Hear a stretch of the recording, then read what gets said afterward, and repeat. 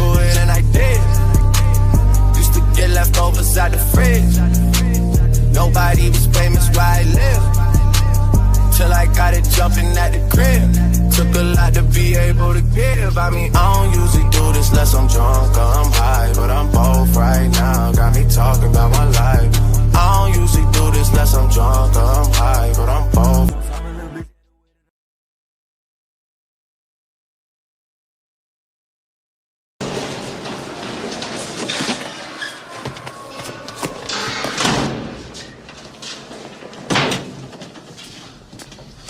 What the fuck is this? You're here because you are now my property.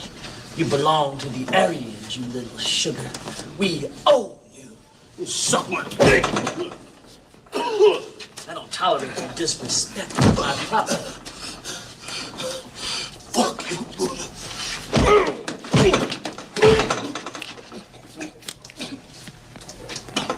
That's better. Now, let's get down to business.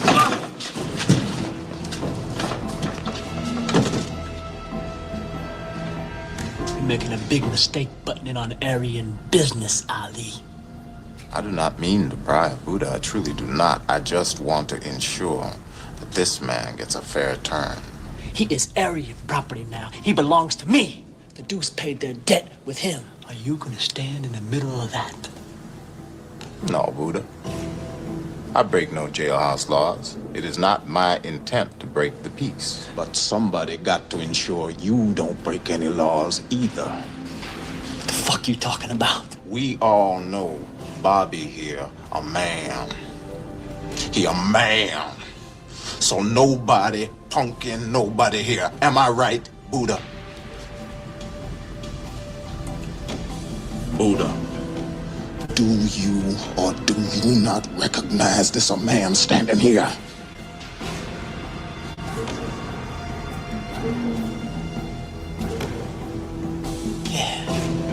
Yeah, I know he's a man.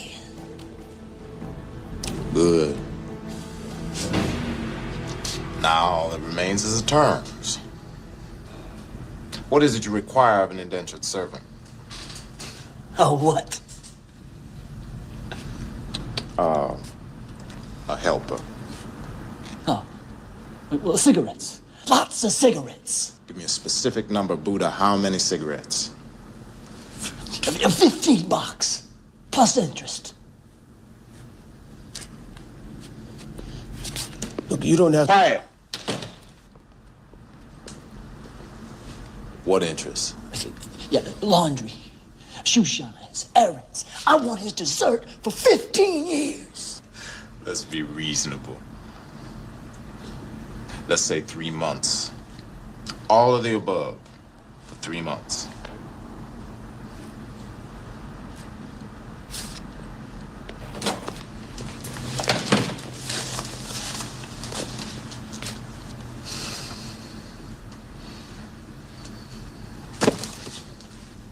Okay.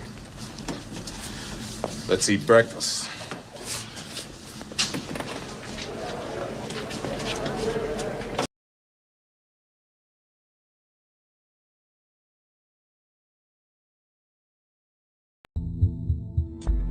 We'd like to discuss Santa Claus again for a moment.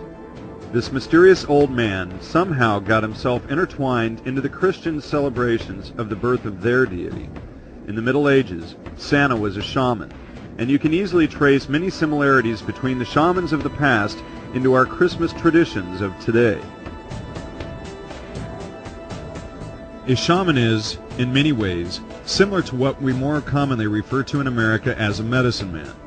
In Siberia, the local shaman was the oracle of the community. Nothing of importance happened in the community without the okay from the shaman.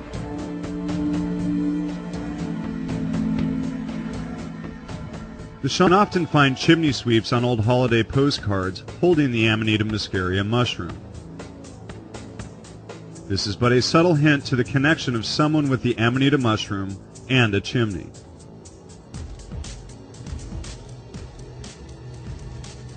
The ancient shamans of Siberia would go to the houses, huts, or yurts of the people in the community in celebration of the winter solstice and bring them these pre-dried mushrooms and often guide them through the experience. It was their yearly tradition. If the main door to the yurt was snowed over, which they often were during the wintertime, it is said that the shaman would enter symbolically through the secondary entrance. This just so happens to be the smoke hole in the roof or the chimney. The shaman, dressing in red and white and carrying a huge bag full of Amanita muscaria mushrooms that he had picked and dried during the previous season, enough for an entire community, would go door to door, bartering and selling his dried mushrooms.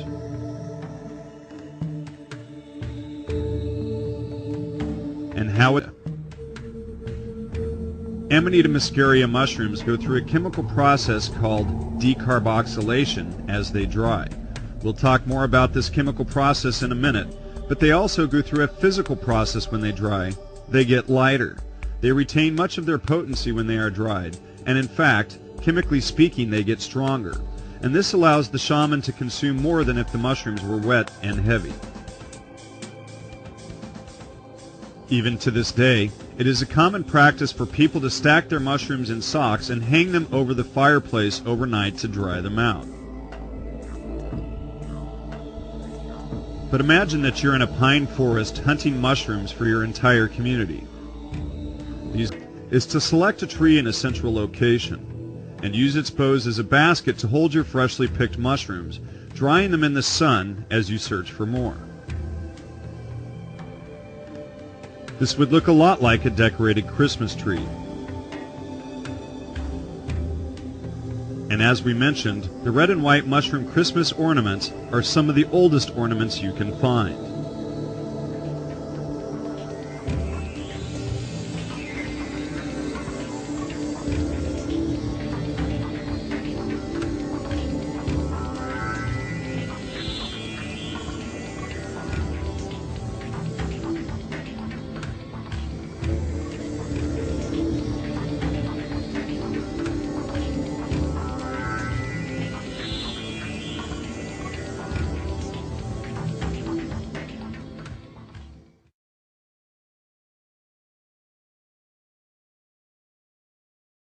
Everyone's at the mall. Everyone's kind of getting on each other's nerves out there, mucking about on the last weekend before the big day, as they say.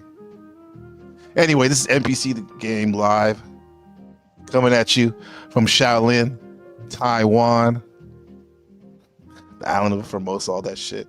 Right? What we got? Oh, don't judge me in the house. Love it, love it, love it. Good seeing you, my old but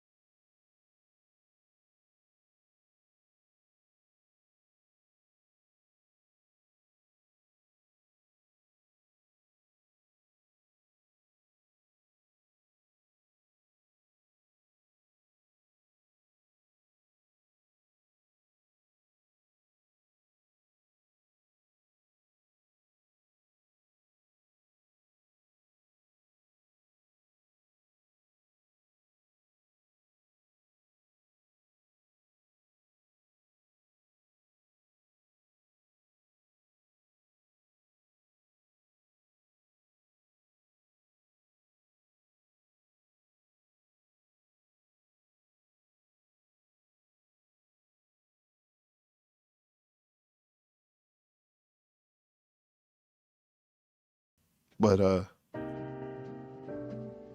who knows what's going on? We'll get there. I wanna. Something caught my eye earlier. Yeah, Katie K, what's going on? She caught my eye. Good to see you. She's starting it off the day, but even before me, over there in the land down under. Dream time. She knows what's up with that. I want to see this flow state Provo interaction, which is interesting. Okay.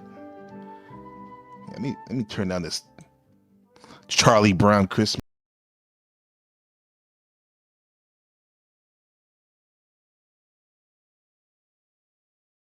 tree.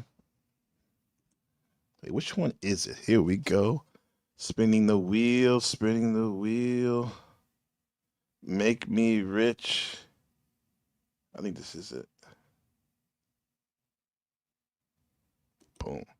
Yeah, here we go. Flow State. Shout out to Flow State in this panel. Provo made a for me a surprise cameo, and he completely shut down this stream in a good way for a minute. He blackpilled them on what it means to be creator. What's your thoughts, chat?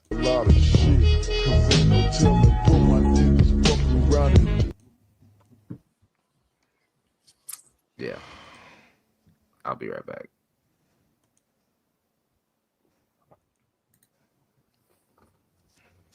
You guys believe that he and Hornet got caught mutually masturbating on a Skype call? Yes. Who did? Resto. I can believe it. Yeah. Yeah, they're apparently like Resto left on one of his side cameras and like That's kind of what we say. Not out the box. Yeah, I say out the box. That comment right there. Yeah. Resto and Hornet were just like having virtual sex and like, yeah, they With had each other? They were doing something with timers. I don't know what the timers were for, but like, yeah, at It least was a battle.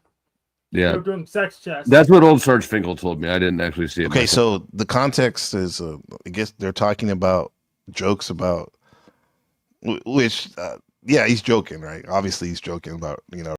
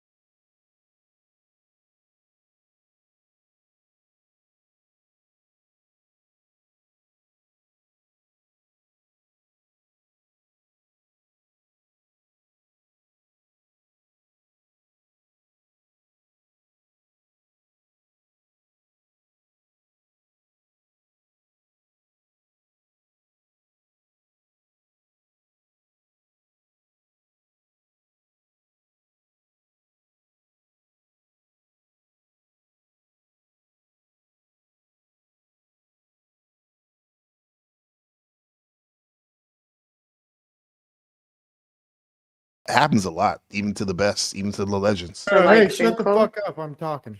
Provo! Hey, look at all these people. Already take setting precedence of authority and autonomy. He says, "Shut the fuck up! I'm talking." With their cams turned off, the insecurity is high in this. What do you think that we're looking at right now? The insecurity is high.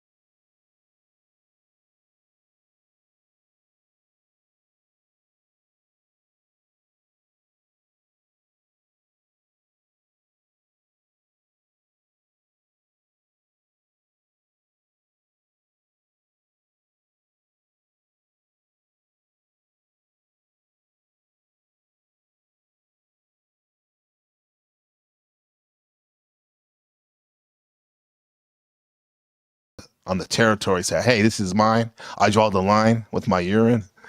This is not your spot. You're a newcomer, even though maybe she's been around there a couple times before. You know, he's letting it be known. Smell like your Hey, breath sister, right you're now. in the wrong circle Stank. right now. I got respect for Stank. you.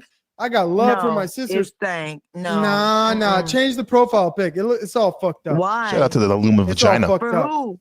For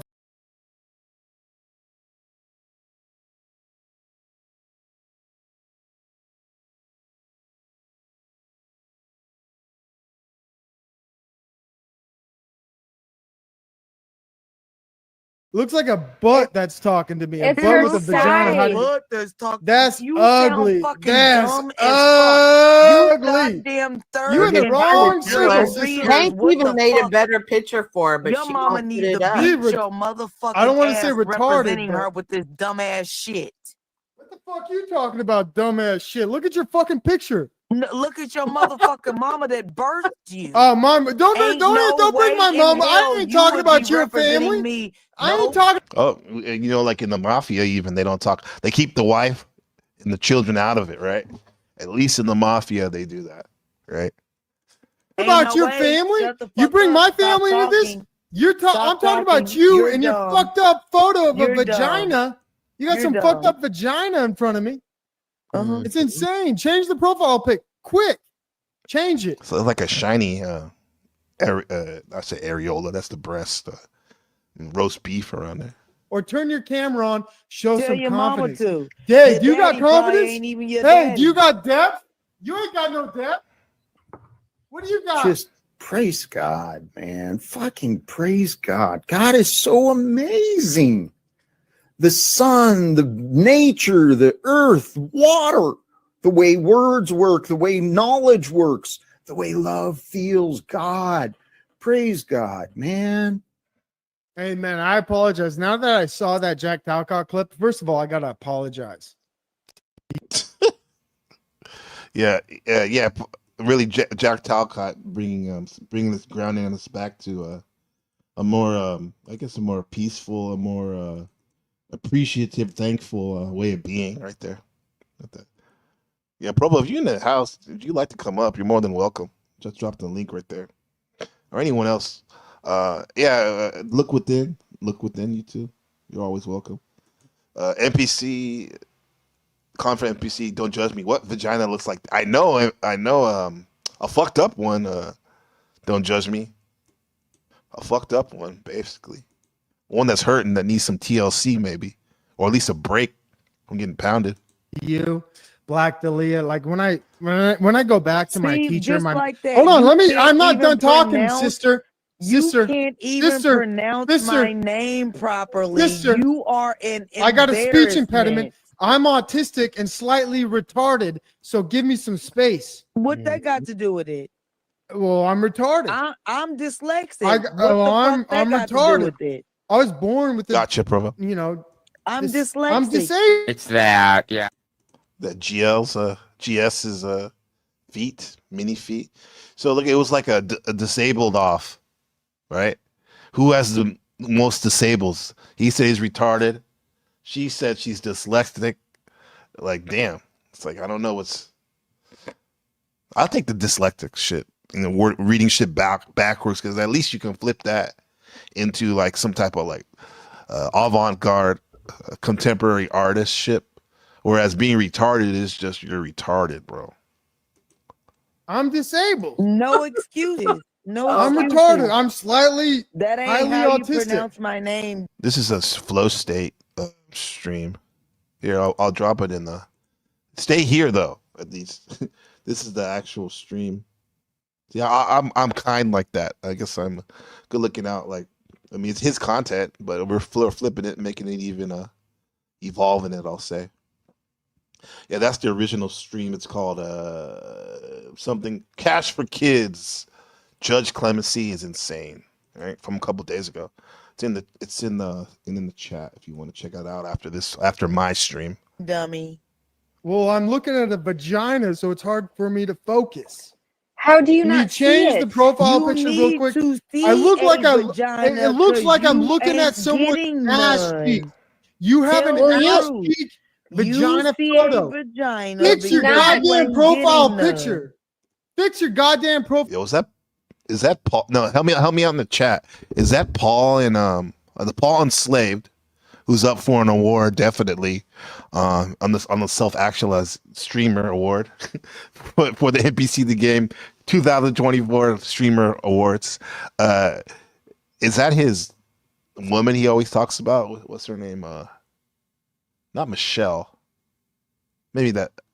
Just let me know if some of y'all panel hoppers know. Is that Paul Enslaved's biatch? Partner in crime. Profile picture, please. Fix that real quick for me, dude. It's Who weird. you talking to? You, Black Dahlia. Okay, it's his girlfriend. I That get photo's it. all Jennifer, fucked up. thank you. Who is Dalia? Who the hell is that? You. No. Is that a character I haven't seen in the Panelverse before? What was I'm that? talking about you and your. Hank, what are you Did talking see my about? pictures?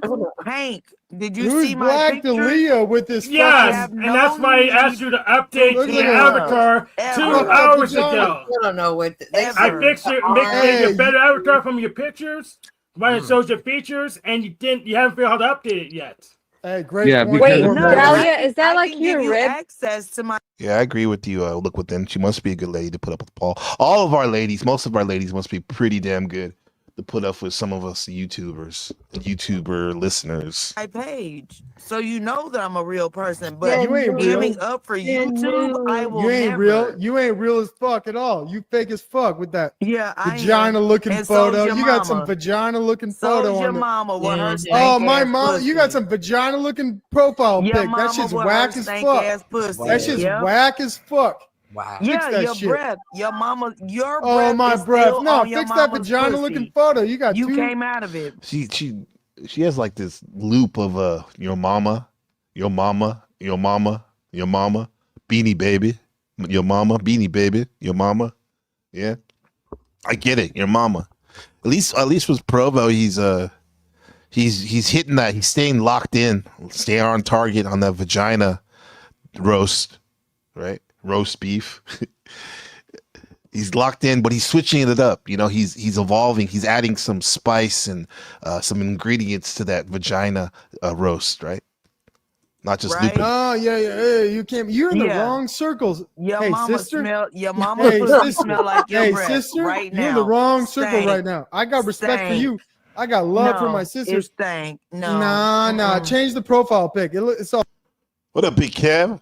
Marathon continues. One of the realest folks I met on the Panelverse. Marathon Kev. He has to be an LA nigga, South Central. Yeah. Shout out to these people here. Oh, what's up? Kill some zoo. Krusty telling me, yeah. This man, I haven't seen you in a minute. I mostly stream from this channel. You may have been on the Book of Gabriel one, but it's good to have you here, wherever you are. Yeah. All fucked up. Why? It's all fucked For up Black Morpheus. Who? for everybody. Like it looks like a vagina. No, Looks like a vagina. It's not though. it might be. Like you, It looks like a It's vagina. not. It looks You like want somebody. one? It looks, You want it looks one? like You a can butt see on. it. That That's looks why like you a mad? butt. Looks like a butt that's talking to me. A It's butt her with a vagina. How do you- Look, there's talk. That's You sound ugly. fucking That's dumb as fuck. You ugly. goddamn third. You in the and wrong fourth circle, grade sister. readers. Hank What even the made a fuck? better picture for her, but Your she mama won't put needs it to up. Be beat re- your motherfucking I don't wanna say ass retarded, representing but- her with this dumbass shit. What the fuck you talking about, dumbass shit? Look at your fucking picture. Look at your motherfucking mama that birthed you. Mom, don't Ain't no bring my way in mama. I hell ain't you talking would about be your representing family. me. I ain't Nope, talking ain't about no your way. family. Shut the You fuck bring up. my Stop family into this. talking. You're talking. Like I said earlier, we don't bring the mafia. They don't bring even the wife and the children. You know, they keep them out of it. Talking about you You're and dumb. your fucked up photo of You're a vagina. You got You're some fucked dumb. up vagina in front of me. Uh-huh. It's insane. Change the profile pic quick.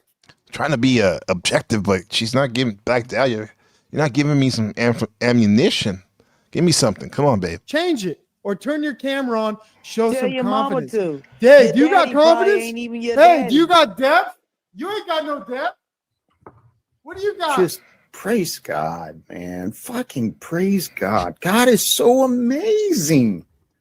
The sun, the nature, the earth, water, the way. Sounds like I just, dude, literally, if I hit like the biggest bong rip, right, of some Northern Lights, for example, I definitely would go out on a walk over there when I used to live in Pacifica or Foster City, California, and this love nature. Don't get me started if I was on some psilocybin. I mean, it'd be like the fabrics in my blanket, the fractal nature, the chirping of the birds, the animal magnetism of the ant looking into his soul, that type of shit. Words work the way knowledge works, the way love feels God. Praise God, man. Hey man, I apologize. Now that I saw that Jack Talcott clip, first of all, I gotta apologize to you, Black Dalia. Like when I go guess I back ran to it my back. teacher, Just like that. hold on, You let me. can't I'm not even done talking, pronounce- sister. You Sister, can't even sister, pronounce sister, my name properly. sister. You are an I got a speech impediment.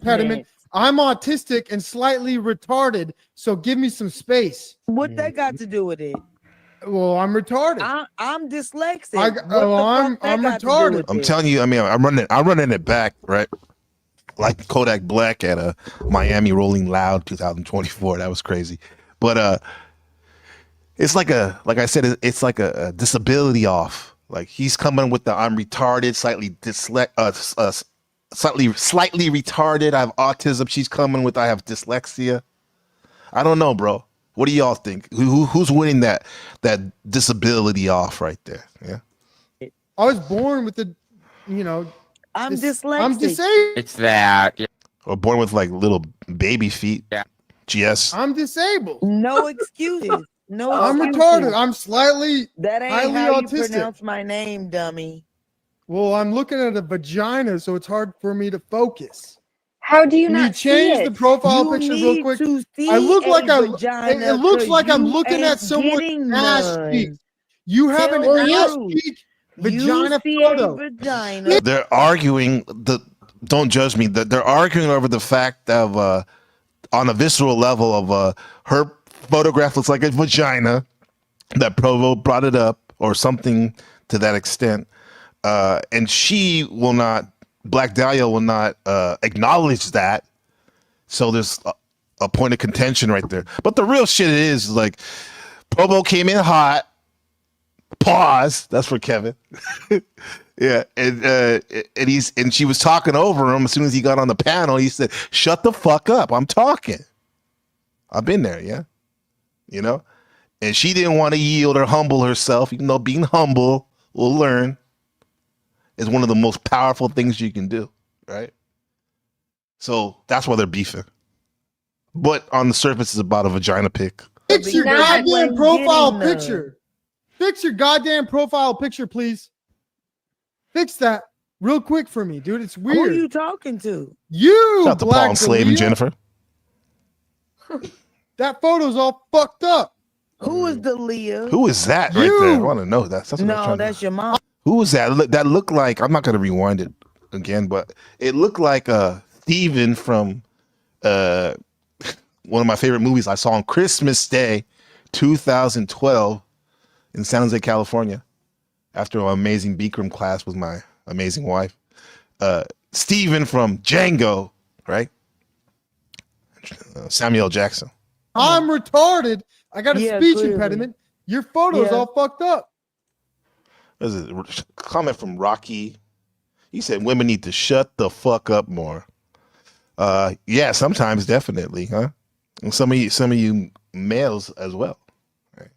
I'm even learning when to shut the fuck up on this stream, so you can get the most out of this roast. But we have 2 ears and 1 mouth for a reason. Can you fix it? At It least looks it's like only it looks a like 2 photo. black legs. It looks like 2 black legs sticking up like this. That shit's fucked up. You don't see that? 2 black legs. Yeah, and I see a vagina You right can't between that even ass see crack. one black Anybody leg. else see What that? Am I are you lying? talking about? No, you're not. I pointed that out. Yeah, That's All why I right, mean, not the you gotta avatar. fix that fucking shit, She's Fix not. what? dude. Fix She what? likes it, I guess. She's not gonna Hey, change she's a it. real ass neighbor. It's her. Wow, she's a real ass name. That's the most quote unquote racial I heard Provo get. He said she's a real ass neighbor. Okay. Yeah, and I think also too, I forgot. Don't judge me. The point of contention too was Provo came in, hot, yelling, up volume 10, telling these people, you ain't creators, you ain't real creators on here on YouTube. He'll get more into it. He'll reset the argument in a minute. Side body with her arms extended, taking looks like the a picture penis and creeping went on to. her. That's what Oh I my said. god! Of my Penis was And it's a, over here, goddamn me. Yeah, that nigga family. Oh man. my god. You honorary nigga. Look at this. Look at Flow State beaming inside, getting his honorary black card, as they said. It ain't honorary until the nigga that's giving you the card has his shirt off in the back with some graffiti in the back. Yeah.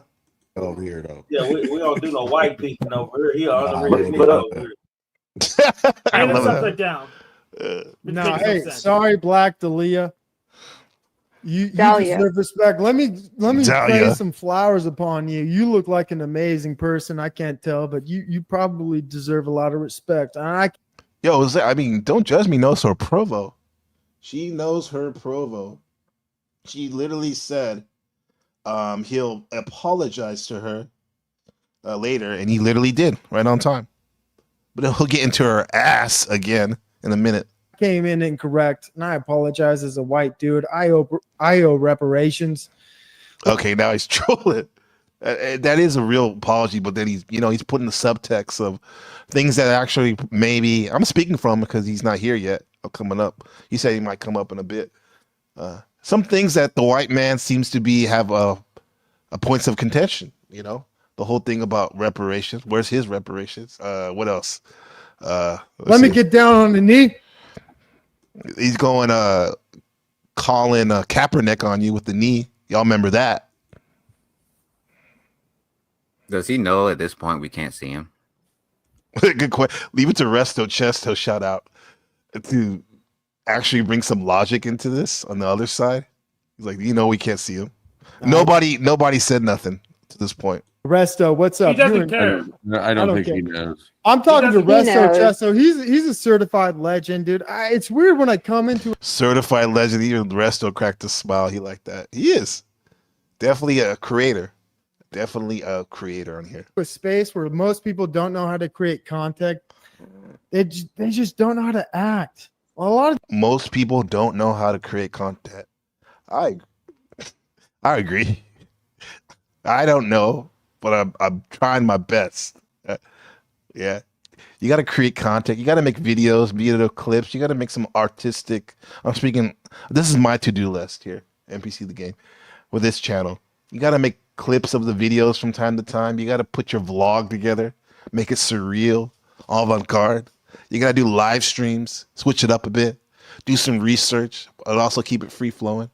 You got to let some high-powered panel members on sometimes. And you got to roast sometimes too, I guess. That's creative. these insecure people, like we got Chuck in Tennessee. This guy's a panel parasite. We got Hank. He's a panel. Okay, Chuck is a panel parasite, he said. I spoke to Chuck the other day in a Discord. Nice gentleman, cool gentleman. I do see him in a lot of panels. And now what's he say about Hank? Parasite as well. Look at this guy. He's just Hank's a panel parasite. Okay, what's a parasite? A parasite is someone who, or something, or someone that lives off a host. Usually sucks their blood, right? just here to hang out. The opposite of a symbiotic relationship. Shout out to the chat. We definitely have a symbiotic relationship, mutually beneficial. He's like Morpheus for the retards, and Damn, Morpheus for the retards. It's hilarious, but probably true. Hank knows his shit, and he looks like Morpheus right here. And I love that. But Resto Chesto, he's a different breed. This guy actually thinks he's making content. He's actually trying to make content. He thinks he's trying to make content. He didn't say he is making content. I noticed how he said that. I think I'm making content. Hopefully, no, it is content, right? And Resto's making content as well. And he's doing a good job of. He's amazing. But is he? I actually don't know anything about you, so I can't say anything. Is he a rookie of the year right there? Did it say Blazers up there? What the fuck? I just saw that Brazzers right by Izzy's. I think that's flow state aesthetics right there. That's funny. And Black Dahlia, I don't know anything about you. Noble, I don't know anything about you. But let me talk shit on flow state real quick. You don't know Let's do nothing it. about yourself. Hey, it's my so turn you to can't talk even shit say on my flow name right. state. You I'm sound talking fucking shit on flow state. retarded. Let me talk shit. Fuck flow state. Let me Fuck your talk shit on mama. flow state. Comment from Dino. Children in the sandbox fighting over the broken wheel on the toy tractor. Right. Yeah. In the sandbox, right? At least the boys will help you, let you play in the sandbox. We'll use the sandbox as a metaphor real quick. This panel verse is a metaphor, is a sandbox. So with that said, the boys play in the sandbox. We'll rib you. We'll test you. We'll haze you. As soon as you pass the haze, you're good. We'll let you in, right? We won't really, and once you're in, right? You're locked in. Whereas we use a swing set for the girls as a metaphor for social dynamics. The girls will let any of the girls come and swing, right off the bat without any hazing or putting to the test like the boys. However, they'll talk shit about each other right off the bat, right? And you never seems to be locked in, really. Yeah. If I'm wrong, let me know, women or men. That's how I see it. I'm talking shit. I'm talking shit to you. Fuck your mama. Oh, you want to talk shit on me? Yeah. Go full screen. Go ahead. Yeah. What do you guys say? Go. No. Look at Rocky's being honest. He said, "I'm a channel parasite again." For sure. Yeah. You are, but I say you're one of the high powered ones. Definitely. I'll stick around and watch that. I guess we do dual roles as a content creator. We can be panel parasites too. That's why, like, when I go on a panel, I want to make sure I can add something to it. And as soon as I feel like I don't, it's time to bounce. It's fun to listen and hang out on the shit, but let's try to build each other up and make it interesting for the viewer and the creator. No, not me. Full screen. Full screen her. She's about to talk shit, dude. Help her out. Why? Go. All I'm saying is fuck you. Because you That's don't know it? what the fuck you That's all you about. got? That's all you got? Fuck That you sucks, and your dude. mama. That sucks. Damn. Really that good, sucks. really good demonstration of just verbal combat. Damn it, that's taken already. Of fighting words between these two combatants. Ultimately, we have a draw here with "fuck you." Good take, flow state. Narrowly not being able to beat out "fuck you," which I'm talking wasn't to able to get off the ground in the first place. But let's address the issue with what Provo said about you not being a content creator or any of these people being real content creators, except Resto right there. I'd like to hear what they have to say about that. Maybe they don't want to talk about it because it could be kind of uncomfortable, right? Your children will be taught combat skills early as age 5 in order to crush the competition when they fully mature. Little Deborah and Jesse need to fire a pistol with precision accuracy while drowning out the screams of the non-believers. Good job. Flow State doing the heavy lifting for me. That's a good clip right there. Don't ever forget who that could be. Did I walk into a dead Shout out to Tommy Illuminati panel? Resto Chesto leaves. Insecurity driving. It's weird where people can't make content, right? Like most of these people on this panel can't make Yo, content. he left. I'm looking at Resto everybody left. here. Resto and Izzy. They're doing a dynamic duo. He's up there, Izzy, in a for the NPC award in Resto. NPC Streamer Live Award 2024. He's a nominee. Resto and Izzy, power couple of the panelverse. You know, we got the one appearance, but NPC the Game and Mrs. NPC are also nominees for that. We shall see. Nobody knows how to make content. You guys are all just hanging out because you got no fucking life. I like it. Content doesn't matter. Y'all hanging out because you got no fucking life. But this man right here definitely has a life. A legend himself, Provo in the building. Yo, what's going on, my guy? Just fucking chilling. Yeah. So, man? Watching this review and realizing, man, I did a callback. So this thing I'm doing, it's provoking. Yeah. It's a segment I have. I don't know if you've caught it before. It's I ruin a panel. Oh, I've caught it. I've been a part of the vote. When you This go, is what should we just do? like this is autopilot for me. What I'm doing right now on Flow State is just killing the vibes. And you just saw Resto drop out. Izzy. Lizzie. Izzy. New power couple on the Panelverse. Oh, You'll pick up on that, brother. Oh, I don't even. I honestly don't watch like any of their content, but I do see like some things like from Resto. He does a variety of streams where he does like sleeping, or he plays different kind of video games I've never even heard about.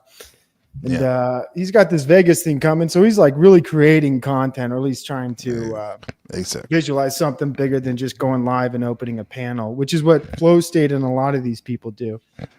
They don't actually make content; they just create virtual hangout centers for lonely people on the internet. Yeah, absolutely. I used to refer to it as leaning on the panel as a host. You lean on them. What happens when you lean on too much, especially if you're a fat ass? The shit breaks, right? Absolutely. And a lot of these people, they forget like what entertainment is. If somebody's coming to your channel, it's because you are the entertainment. And you have to eventually figure that out, where a lot of people just rely on like other people coming on the show and they're the entertainment. They're like pimps or CEOs of a circus, and they have their own little monkeys they bring up like every day. Jack Talcott's one of these people. Like, he doesn't really make content. He just has his little circus, but he does have these 1 hour monologues he does without a panel sometimes. So that's good content where he understands he is the entertainment, and that should almost be what he does every time. But people love conflict content, and it's where I got my name, Provo Kid. Rest in peace to my old name. To the because of conflict? Can you break that down, my friend? Provo Kid? Yeah. So provoke it. Oh, okay. Provoke. I get it. Yeah. Yeah, that's great. Yeah. So and then go ahead. No, and it syncs up too with your locale, right? Yeah, absolutely. Provo, and it also is like related to anarchy. I identify as an individual anarchist. So, and just a couple things like that, but Hotep. Flow State gets what I'm doing here. I think some of the other panelists, like Black Dahlia, don't. So once people figure out what I do, it's almost doesn't work as well. Yeah, because I think she was coming in kind of ignorant to the fact of who you are, what you do, right? Yeah. But it's like, go ahead. I wanted to see them actually break down how you came in on the deeper level. What you just mentioned to our viewers here about the whole sitting back and letting the panel take over without any direction or I'd like to hear his thoughts on that.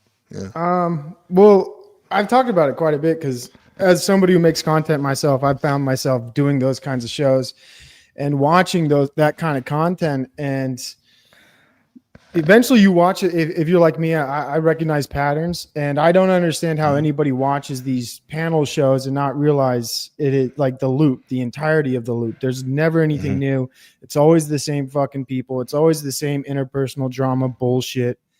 And it just gets boring. And I as a content creator, like that shit's bottom barrel, no effort.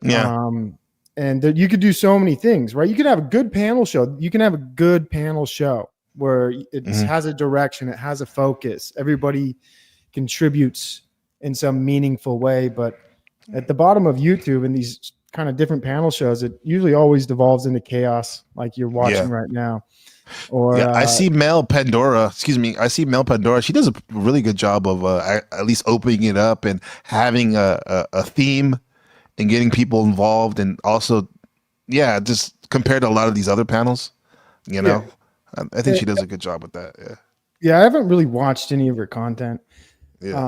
I subscribe to all these people, oddly enough, but sometimes like you just see the cast of characters, and it really does look like just a bunch of friends in a smoking circle sesh, just sharing ideas and thoughts. Where, like, I don't know, man. To me, that's not not fun, really. Right. It's not. I mean, it's comforting. Yeah. And it goes down to one of the big YouTubers out here in Taiwan told me years ago. It's all about, for him, it was all about the parasocial relationship Yeah, exactly. between the viewers and the content creator, and that's definitely a parasocial relationship of comfort. And what I've learned, enmeshment. These people are enmeshed with the panel and the creator, so much so that they get so comfortable that it's like a family. A family is the ultimate enmeshment. You're enmeshed together so much so that even though you know that you're sick of the people's little annoying annoying mannerisms and what they do, you never really say anything, because once you do that, you're going to unwind the complicated enmeshment of the family, and you're going to be a pariah. Yeah. So you keep it easy, keep it simple, no challenges, no pushback, real pushback. You know? Absolutely. And you even see a few thoughts on that. In regards to that, this parasocial relationship, what I mean by like a panel parasite, like Chuck in Tennessee, he's a good guy. He's a nice guy. I have no problems with Yeah, Chuck. it's very nice. Not but- nice, he's a good. Yeah, he's a nice good is guy. ignorant. Yeah. Chuck is one of these people, like Hank's another example. They don't make any content, but they're always on the panel, right? So they're not even a real content creator. They're just a panel parasite. They just want to hang out with somebody. That's really all they want to do. And they're going to hang out with anybody who has an open panel or anybody willing to talk to them. They don't do anything all day. Usually, I imagine they're always on YouTube. That is their life. There's a whole host of these people. You have like YouTube chatters, just digital drug addicts all across the board.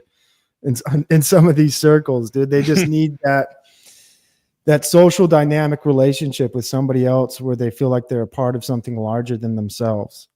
It's interesting. You know, I'm definitely a part of that as well on some level, but some people are really deep into the panel. You notice it, and you notice it. You think it's odd that no one really brings it up except you.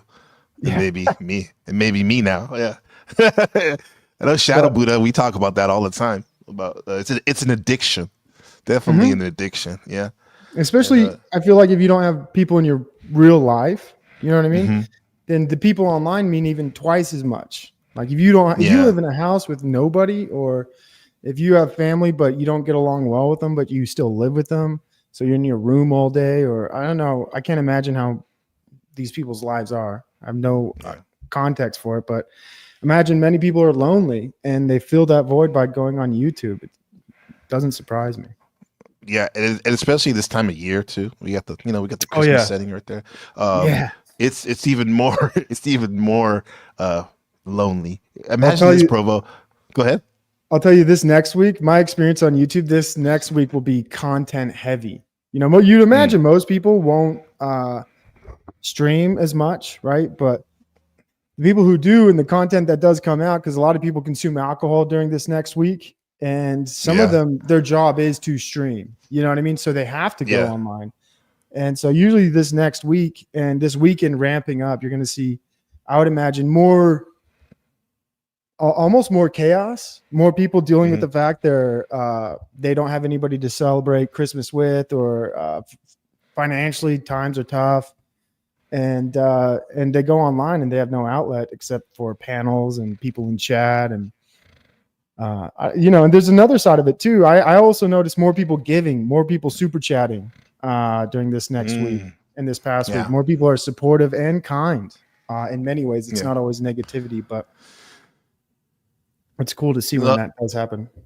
I do think it's something to be said about a lot of us this time of year, like you said, we've been programmed as a giving. Even if you're not growing up Christian, it's as an American, like that's part of our program, bro. It's the holidays. You give. Yes, people can say it's all about consuming whatever.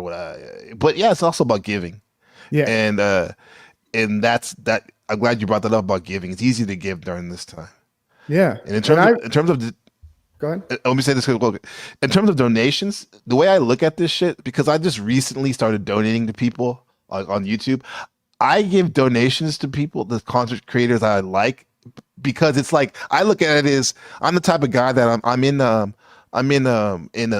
San Francisco or Oakland. I took the BART train, right? I see some dude playing the violin, and it sounds cool, right? Because he's playing like a fucking Tupac song on the violin. So I give him $1, right? That's good stuff. And that's why I look at these people, like these content creators. It's easy to give, not that I'm like filthy. I mean, filthy rich or anything, but why not? I would do it. I would do it in real time in the squished reality. So I do it to them. And you know what happens a lot of times? I notice when I give that violinist $1 or give that YouTuber a couple bucks, a couple NT, it starts a trend where more people donate to them. Absolutely, it's like a good thing. Yeah, so it's not a big deal to donate. It's just showing your appreciation. Yeah, I used to never donate, and then gradually, like, there's some content creators I really support. Like I'm a, I like Warhammer 40K. I don't know if you know what that is. Oh yeah, I know what that is. My Okay, homie so- at work, he loves that. Yeah, I play it. I paint the models. Yep, the models. Yep. I'm an autistic dude. Ever since I was 13 years old, that's been my preferred interest. Right, the one thing I've always liked, and I support like the content creators, like one or two of them, with donations, and other people like in this community. I've supported like $1, $2, $3, and I look at it the same way as you do, man. These people make content. If I do enjoy it, I want to support them, or if they support me, right? If I've received support from people, like I'm gonna try to pay it back. Absolutely. Right. That, like last time, I think the last time you gave me the epic tarot reading, and I'm behind. I was supposed to clip that. I have that on I screen recorded it, but I tried to give you a fucking donations with their that service you use, but it wouldn't take my NT. Oh no! You know, like I was like, fuck, man, they don't have a slot for NT, so I got to figure that out because you definitely. Now here's the glazing, but I mean it. But like you definitely to me are like a shining star out here in this YouTube panelverse as being creative, a real creator, and I love it. I love it. You're like your aesthetic, even your fucking background right now is mint. Depth. Yeah. My candles aren't on. Sorry about that. Yeah. But usually I try to create depth, and that's a big part about good studios is the fact that a lot of times you see people, the worst streamers I hate looking at. They got the bed in the background, or the car streamers. They're always in a fucking car, dude. You're looking at the ceiling of their car. It's like, what the fuck, man? Get it together. Yeah. And I get it. Not everybody can have a studio or a nice setup, but you could have like a fake background at least, or put the CGI beach behind you or a fake mansion. You can do that stuff pretty easy. Yeah. It's just visually, like I don't want to see where anybody fucks or masturbates. That's like, what the fuck? That's what whenever I see the bed, especially if it's abroad, that's what I think it is. Like it started with the OnlyFans and the Twitch thoughts. They put the bed there to put that in your mind, bro. Like that could be me and you. But we don't need no dude to see their bed and all that weirdo stuff, right? Yeah, but I'm a rollout. My shit's a rollout. My plan's a rollout. So you'll be seeing my studio probably in a couple months here. Hell yeah, man. Yeah. To circle back, dude, the reason I'm critical about the content creators like Flow State or other people is because I'm critical about myself, right?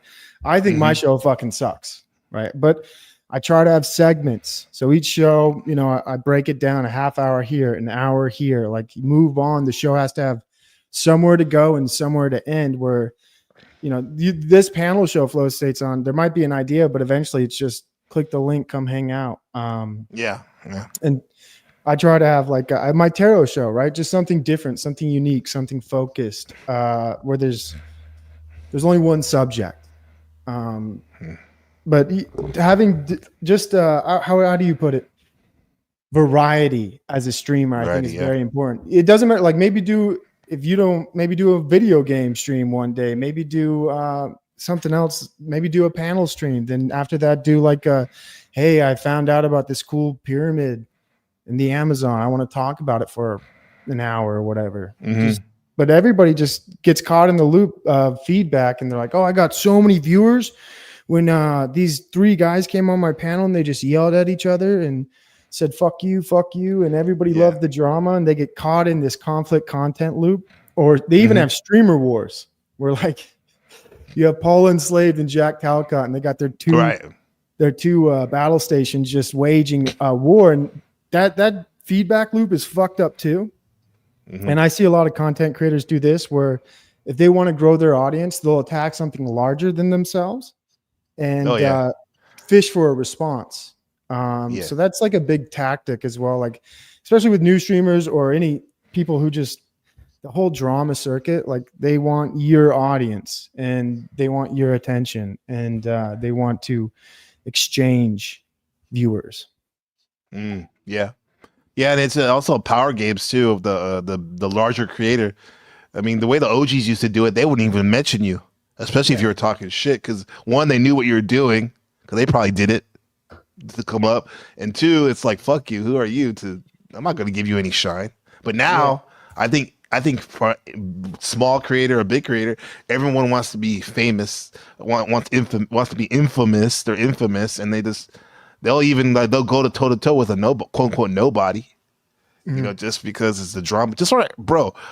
When I was showing your black, I call it you black pilling Flow States panel on what it means to be a creator, I had 18 people in this bitch right here, and that's a lot for me. You know, I mean, I'm my highest 71 when I had the TML in here, but that's a lot for me, right? And as soon as we started talking this, like, now this is a show for creators right now at this point right now, and listeners, This is and inside active baseball. Yeah, inside baseball, right? Exactly, and it's also for active listeners too, because we need you too, active listeners. You know, but and it dropped down to 10, which I love everyone that's here and everyone that's ninja watching for sure. Shout out to you, but yeah, this is the real shit, because you said something earlier about patterns that really sparked my attention. That's some shit I've been on for a minute about pattern recognition, because this whole life seems to be about pattern. And this narrative that we live is about pattern, but most of the time we're so caught up in our narrative, we don't even step back to see those patterns and how they're not serving us. Absolutely. Absolutely. Yeah. I mean, I think that like the pattern of YouTube for me and for everybody else, they have different patterns, but I think the addiction to cell phones and screens is amazing. And people really don't even acknowledge it as like I drink alcohol, right? And people will say like, Provo, you drink, right? And the person who tells me that probably, you know, they're online a lot. They probably have like 10 hours of screen time a day.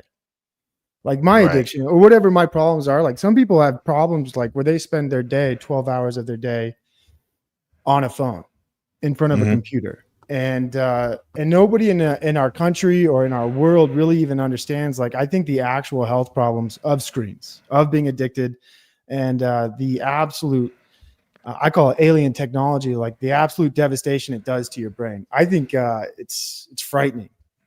It is. But it's easy to call out something like drinking, right? Because we're all aware of like, oh, dude, you know, that's bad for you. It's a bad habit, X, Y, and Z. But like you bring up someone's screen addiction, it's like, well, so what? They're like, I mean, who really fucking cares? Right. But it's everywhere. Yeah, but it's damaging your brain. Like, what do you mean by that, Provo? So are you familiar with virtual autism? No, sir. So virtual autism is something that can set in on children, right? Like if you have a child who has excessive amounts of screen time, they can develop autistic-like behavioral traits. So just imagine poor social communications, repetitive habits, right? Just it's all there. Yeah. And so essentially, like you look at adults, like these people are developing midlife virtual autism. Damn, that's like type 2 diabetes, right? Yeah. But they don't even know it because they're so deep in their screen addiction and everything they're wrapped in. It's like they can't even notice their whole world has changed and who they are have changed, right? Because how long have they had a phone? Many of us are millennials or Gen Xers. Like you might have been around. You got an Android. You got a Sidekick. Yeah, I had the Android. That's my first one. You went through all the phones, and then eventually now you got a screen that can pretty much do anything. And it's highly addictive. Yeah. And nobody really talks about that. So we get to YouTube and we get to these people, like the feedbacks are addictive. Creating the panel versus conflict drama is addictive. Everybody, like, it's addictive to go into a chat and participate and get attention. I think it's an interesting place. Absolutely interesting, and it's a reflection of what's going on in your life. What do you put your awareness to? And I look at my screen, and I have to say, being fully transparent, my YouTube panel studio, and I see those little red lights to see who's on live, on the left side, right? And it's comforting. It's comforting, and that's in a sick way, bro. It's comforting to see these people live, and some of them I don't even like. But just to know that someone's live, and if I really wanted to, I could hop on their panel or, at least engage in the chat. That does say to what we were speaking about earlier about how what we're pointing to is people are lonely when in fact at a weird juxtaposition of being connected to everyone in the world. It's actually made us more lonely, a lot of us, because we truly don't know what our passions are, because we're so into somebody else's business. That it's lonely. It's lonely watching somebody else have fun. Yeah, man. And speaking of somebody else's business, that's usually what people do online. They come on, and they talk about anything else besides themselves. Right. And that's why I try to, on my show, I try to talk about my life, the shit I've experienced, the things I see, because I don't want to talk about other people when I come online and do my show. I want to, sometimes I eventually maybe devolve into that. But initially, like I come on, I do this stuff because I like to and I want to have fun. And but people get crazy reactions and a lot of negative feedback when you talk shit on somebody else or a content creator, and they do it all the way up to the highest levels, right? So you make a Mr. Beast video, you talk shit on Mr. Beast, you're going to get some views. You make a video about Wes Watson and you talk shit on him, you're going to get a bunch of views. So there's this, like, from the bottom to the top, YouTube is built in, I think, some aggression algorithm where people are heavily reinforced for talking shit on other people. Oh yeah. Yeah. I have my other channel, The Book of Gabriel, and it was my Taiwanese vlogging channel.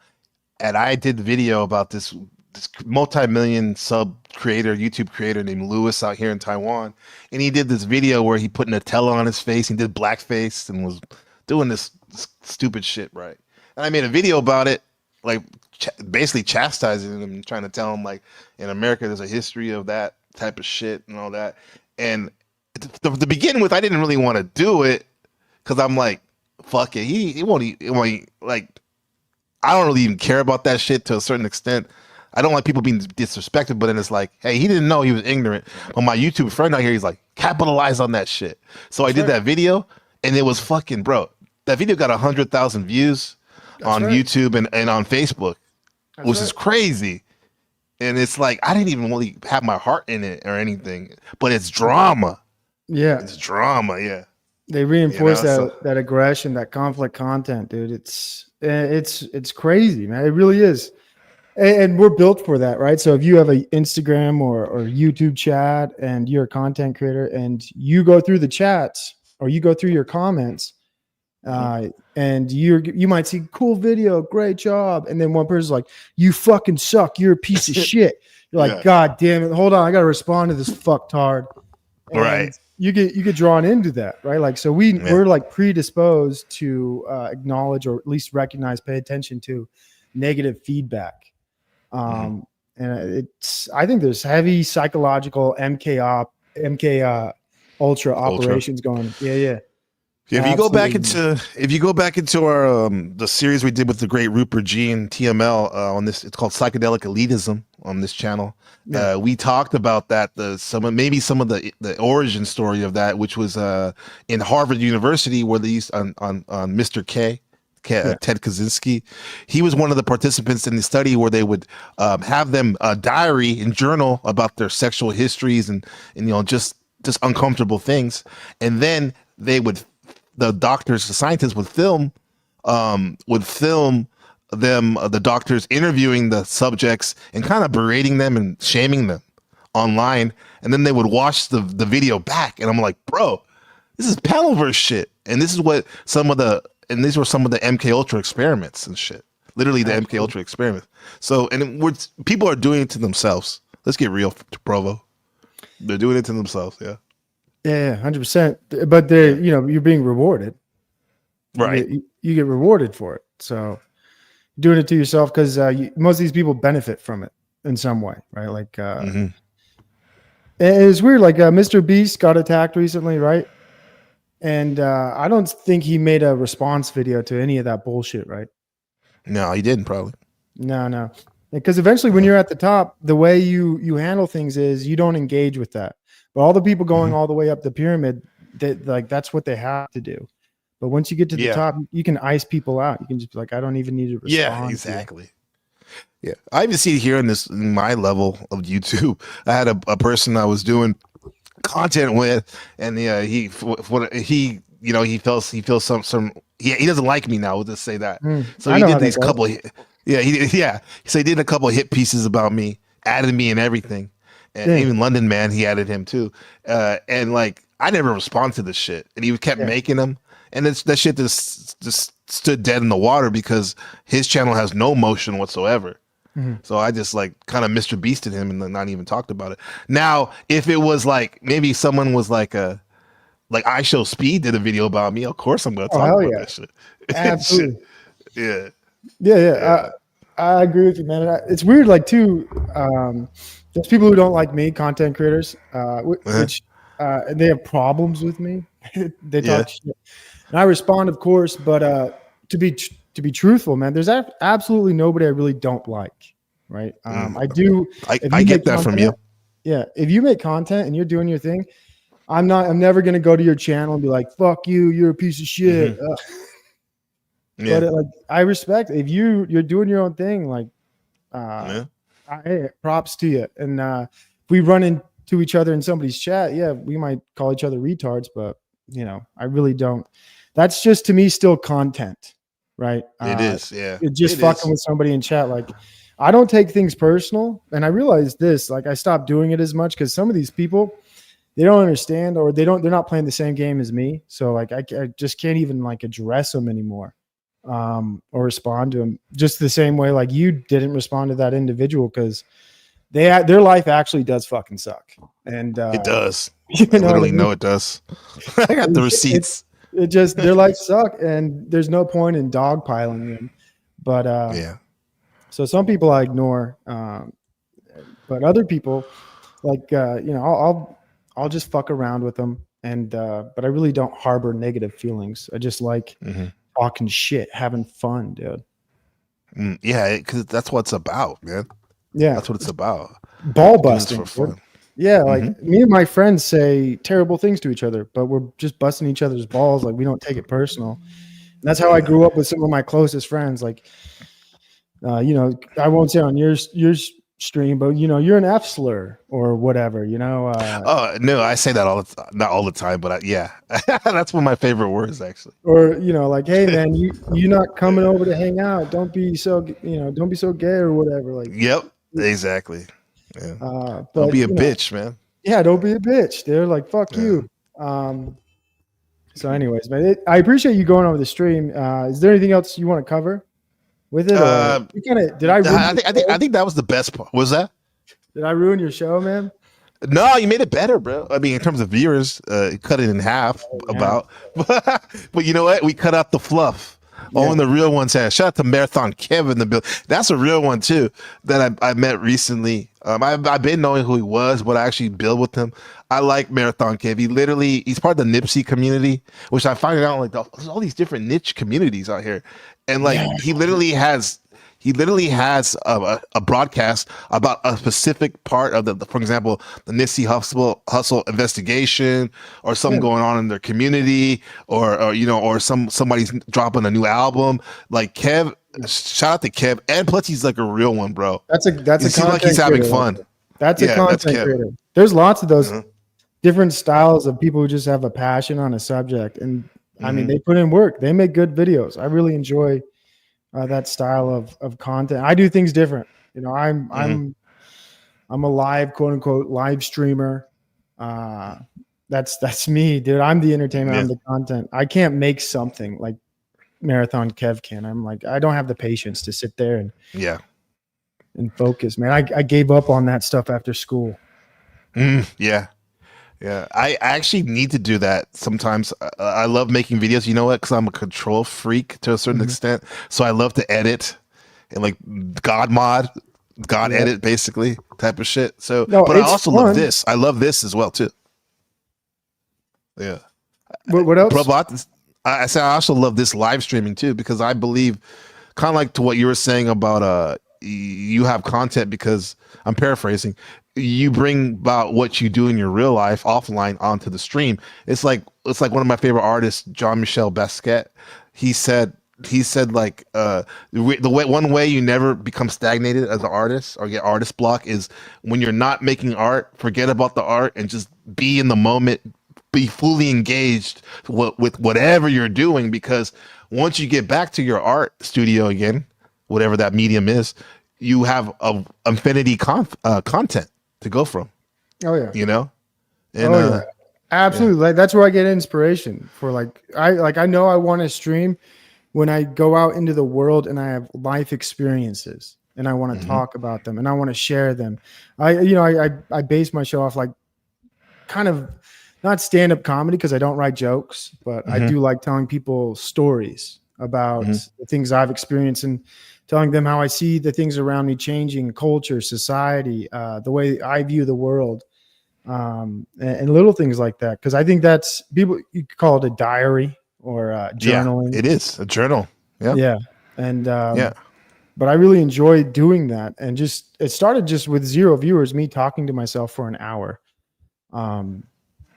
And then I found other people online to talk to, and it devolved into going on panels. I did the whole panel thing for a while, and I was on them more frequently when they first came out. And then when it's always like novel, when something is new, it's very, I don't know, it's very stimulating. And when you meet, when new people come on into the panel verse or these communities, dude, it's always more exciting to watch them. How a new person who's never met Jack Talcott comes onto his show.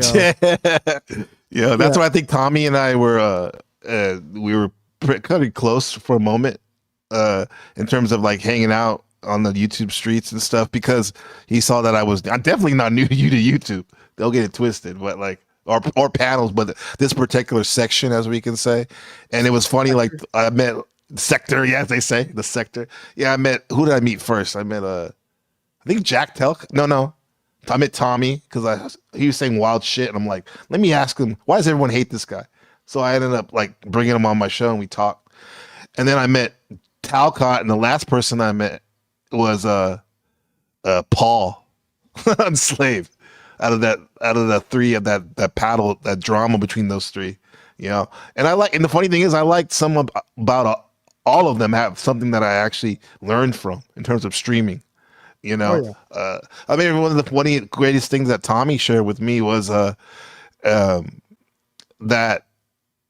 I already knew this kind of, but he made it. He always would say this. He's all, just keep being the stand up person you are off stream that you are on stream, and you have a lot of the drama will escape you per se, or at least people can't catch you up on some bullshit. Yeah, and I think that was good advice. You know. And I try to keep it like that. You know? I don't. Well, I mean, I do. He may try to disagree with me now, but yeah. But we all. We have a persona for sure. Yeah, I ham things up, dude. I'm not the person. Like I don't. Like I'm a character. A lot of people don't get this. This is for entertainment. And to me, YouTube is a stage and a play. And sometimes people like come up on.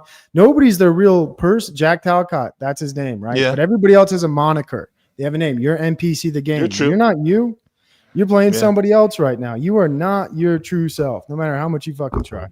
You got a different name there. And so that's just the way it goes. Like if you want to be 100% transparent all the way through, you got to be online with your full legal name. Like, this is who I am, because that's what I go by every day. Yeah, that's true. When I go online, I am a provocateur. I'm a performance artist. I am creating content. I am creating entertainment. And I don't do that when I'm not on YouTube. Yeah. You know what I mean? I'm doing it. I'm living a life. I actually, my career, I actually do have a character. because I teach, right, and normally I'm somewhat quiet, we'll say, but I have to psych myself up every class I do. Like I have a couple classes I have to teach in a little bit, but I know what you mean by that. That's a character too, you know, but certainly not as much of a character here on YouTube though, for sure. I don't know. I'm not that smart, but I do. If I'm not mistaken, you know, that's a persona, right? And persona, yes, the mask we wear. Yeah, from the Greek word, like for mask, right? So exactly, absolutely, we all have personas, and we change our demeanor in different social circumstances. I don't talk like I do to grandmas like I do when I'm Provo, right? Like it's just, you know, I change. But some people, you know, Tommy's right. Like if you are who you are, it helps you, I think, escape the drama. I don't think he's wrong. I think he's right in a lot of ways. Yeah. And shout out to Leopard Prince. She said Provo rules, and this is mod. This is why I love her as a mod. She put your check out Provo stream. There you go. Boom. Mod, that's what you're supposed to do, right? If somebody comes on, drop the fucking link, please. Thank you, Pro. Thank you, Leopard. Yeah. I'm just gonna be telling you to unsubscribe on my next show, but there you go. Hey man, that's autonomy right there. He has autonomy. He's telling you that. Do you want me to read that one? Yeah, go ahead. Let me see. Let me put that up. Is that why you read it? From Dino. From Dino. My day as a manual laborer is limited to the years ahead of me. Of course, I can say this is because of the worldview of a person who has been here for 70 years. Manual labor is almost obsolete. Yeah, that's a good point. I mean, damn, heavy stuff right there. Yeah. Dino's a farmer out there in New Zealand, man. Deep thinker, too. And I have an idea. Like, I think they all actually want to convert everybody to trying to be like the digital marketplace is going to be much bigger. It's the idea that people make money online is already I mean, you can have an Instagram and make money off that. You can have a TikTok, make money off that. Twitter or X, you can make money off that. I think they're pushing this younger generation, everybody else, like you make money online. I mean, physical labor, as far as even like retail work at a clothing store, like that's disappearing. Like even like the minimal manual labor jobs are becoming more and more obsolete, even to the point to where like Amazon warehouses, soon everything's going to be robotic, right? They're just using human capital because it's far cheaper than expediting the autonomous process for all these micro factories they have spread throughout the country. But yeah, I've worked in a factory before. You did? Yeah, hell yeah. I worked at Kettle Chips. Kettle Chips, that's a big one. I used to sell them. You used to make them, I used to sell them. I used to stack, pack, and bag, or how would I go? Bag, stack, or pack, then stack. I can't remember, but you did 3 things for an 8-hour shift. Damn. Are you the guy the little guy on the the logo? You look like he was pretty busy working. No. And here's the other secret. If you go to if you eat Trader Joe's Kettle Chips or Cape Cod Kettle Chips, it's all from the same factory, all from the same potatoes, all from the same machines. Kind of wild. Another they sell it to the show for a discount. Oh right? Everybody there was fat who worked. No surprise there. Also, a lot of illegal immigrants. Well, I don't know if they were illegal, but a lot of Mexicans. And I would call them like low IQ. If there was a white person there, I hate to say it, but like I don't know. Some people just look disabled. You could just tell, not a thinker. But one of the craziest things was when I was there, they brought in their first autonomous line of production. So they had like 13 different rows that would spit out the bags. Then you would have to like put the bags on a pallet and then stack them up and then forklift them away. But they brought in a machine, an autonomous machine where it's packed, it put in the chips, it put it in the bag, it put the bag in a box, and then all you had to do was just grab the box and it even spit it out. You just put it there. So like there was one person, they'd wait at the bottom of the line and just go like this and just go like this and just go like, they'd grab the box and go like this. Where the other part was, there was more, it was like 3 steps. You had to get tape and then you had to tape the fucking box and you were doing all the things. But if they automatized that whole thing, there'd be like 6, 7 people working in that factory instead of like 2 or 3 people on each line. No, that's the plan, most likely, right? Oh yeah, absolutely, man. Yeah, I'm looking as forward it to is. it. Then. Yeah, You're looking forward to it, yeah. Yeah, because it's a big lie. People can free up their time. Yeah, well, it's a big lie like this about Japan or America. Like we need wage slave labor, right? Mm-hmm. Like they're telling you people's life is worth like we just need poor people, man. And these poor people need to do poor people jobs. Don't you get that? Yeah. It's like, no, if we just stop in paying for these people and we started investing that into like more autonomous things, more software to help us live a life with less work, we would be there way faster. But human life is far cheaper.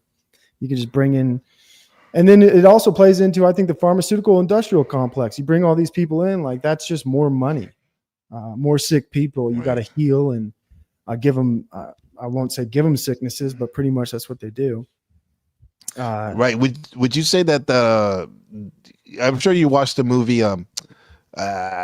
fucking not Esoteric Agenda. What was the Zeitgeist back in the day, right? I watched that when I was 15, I think. Right. Remember, but like the people who made that were something called the Venus Project.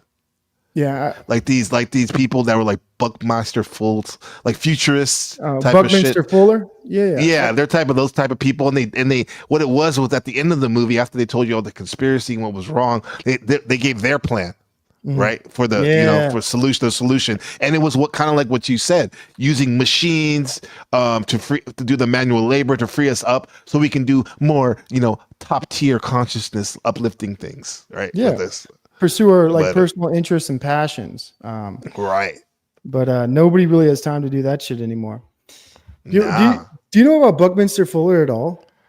I know a little bit about him. He was an architect. He had a lot of these interesting ideas about where we're at and where we're going. Yeah.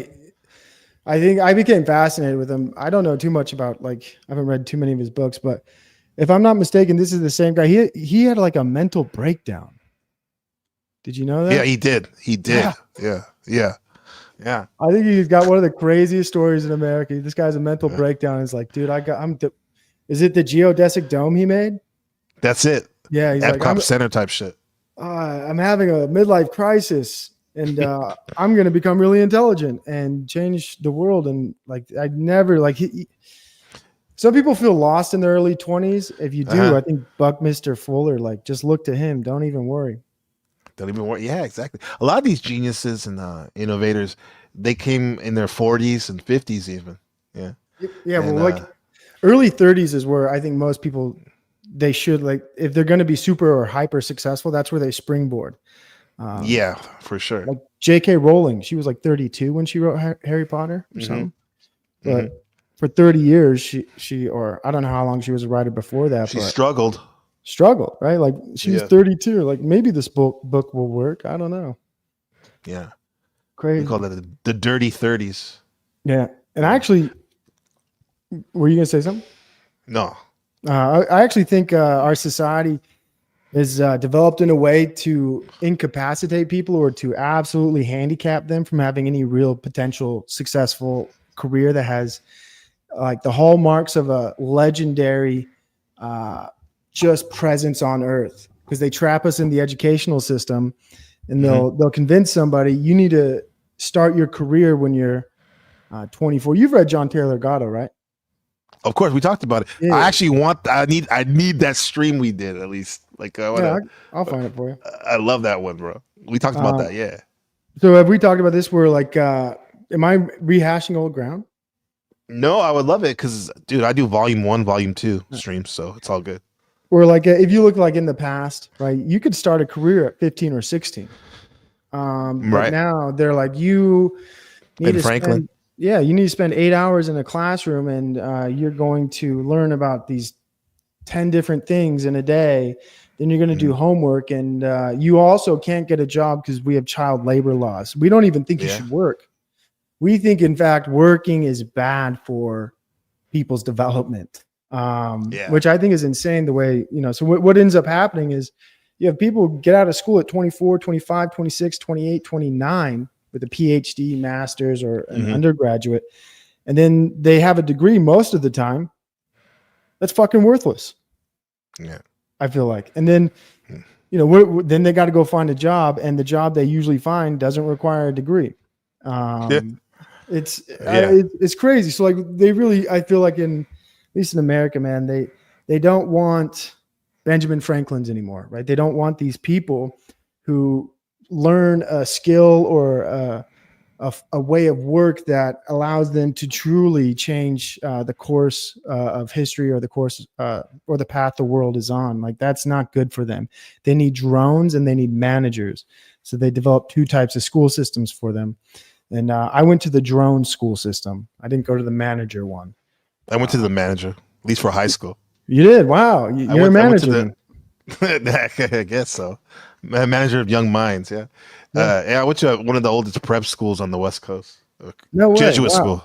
Good Jesuit school. Yeah. So they were prepping you for some managerial task where you're going to be in charge of other people. Like that's awesome, man. Yeah, but the thing is, I wasn't paying attention. I was too busy like playing sports, and then when that got old, I wanted to get some. I wanted to get some women. Yeah. So and it kind of like put me off my trajectory of that managerial type stuff. But you know what it did? It did make me question things that I wouldn't have. Because I find a lot of quote unquote truthers, bro, a lot of them are brokies. So they want to find excuses or just I guess answers to why they're in the situation they are.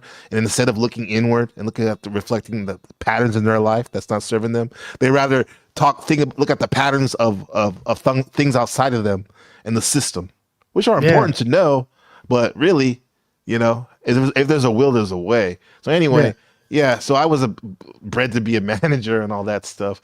And but I'm glad things worked out the way they did though, Of course. So yeah. And speaking of truthers, I feel like truthers are like a lot like professors or intellectuals that I've met, where they're these individuals who have acquired something you don't have, right?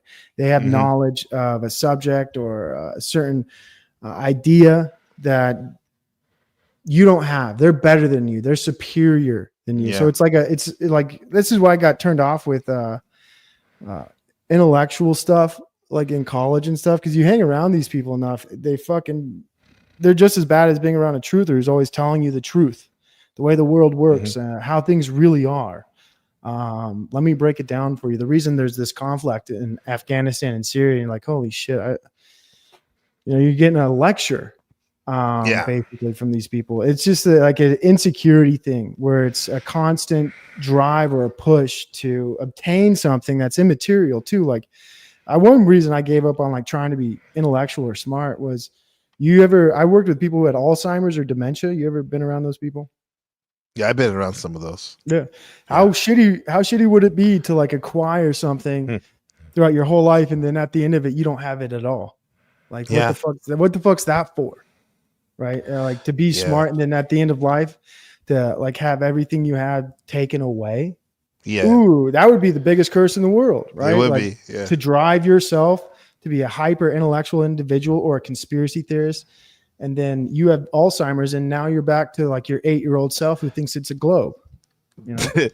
That's literally what's his name? Oh God, what's the guy looks like a gnome? Noam Chomsky. Yeah, I read literally he lost his shit. That's right. Yeah. That's right. I mean, now who is he? Right. So like, holding on. You put that about the globe. Now you think it's a globe. Yeah, we'll get to there. We had to get to that another time, right? Yeah, the whole globe and all that flat Earth stuff. Wild stuff. Yeah, people who have something you don't. Right. They have the insight. They have the light in themselves to figure things out. They're much smarter than you and I.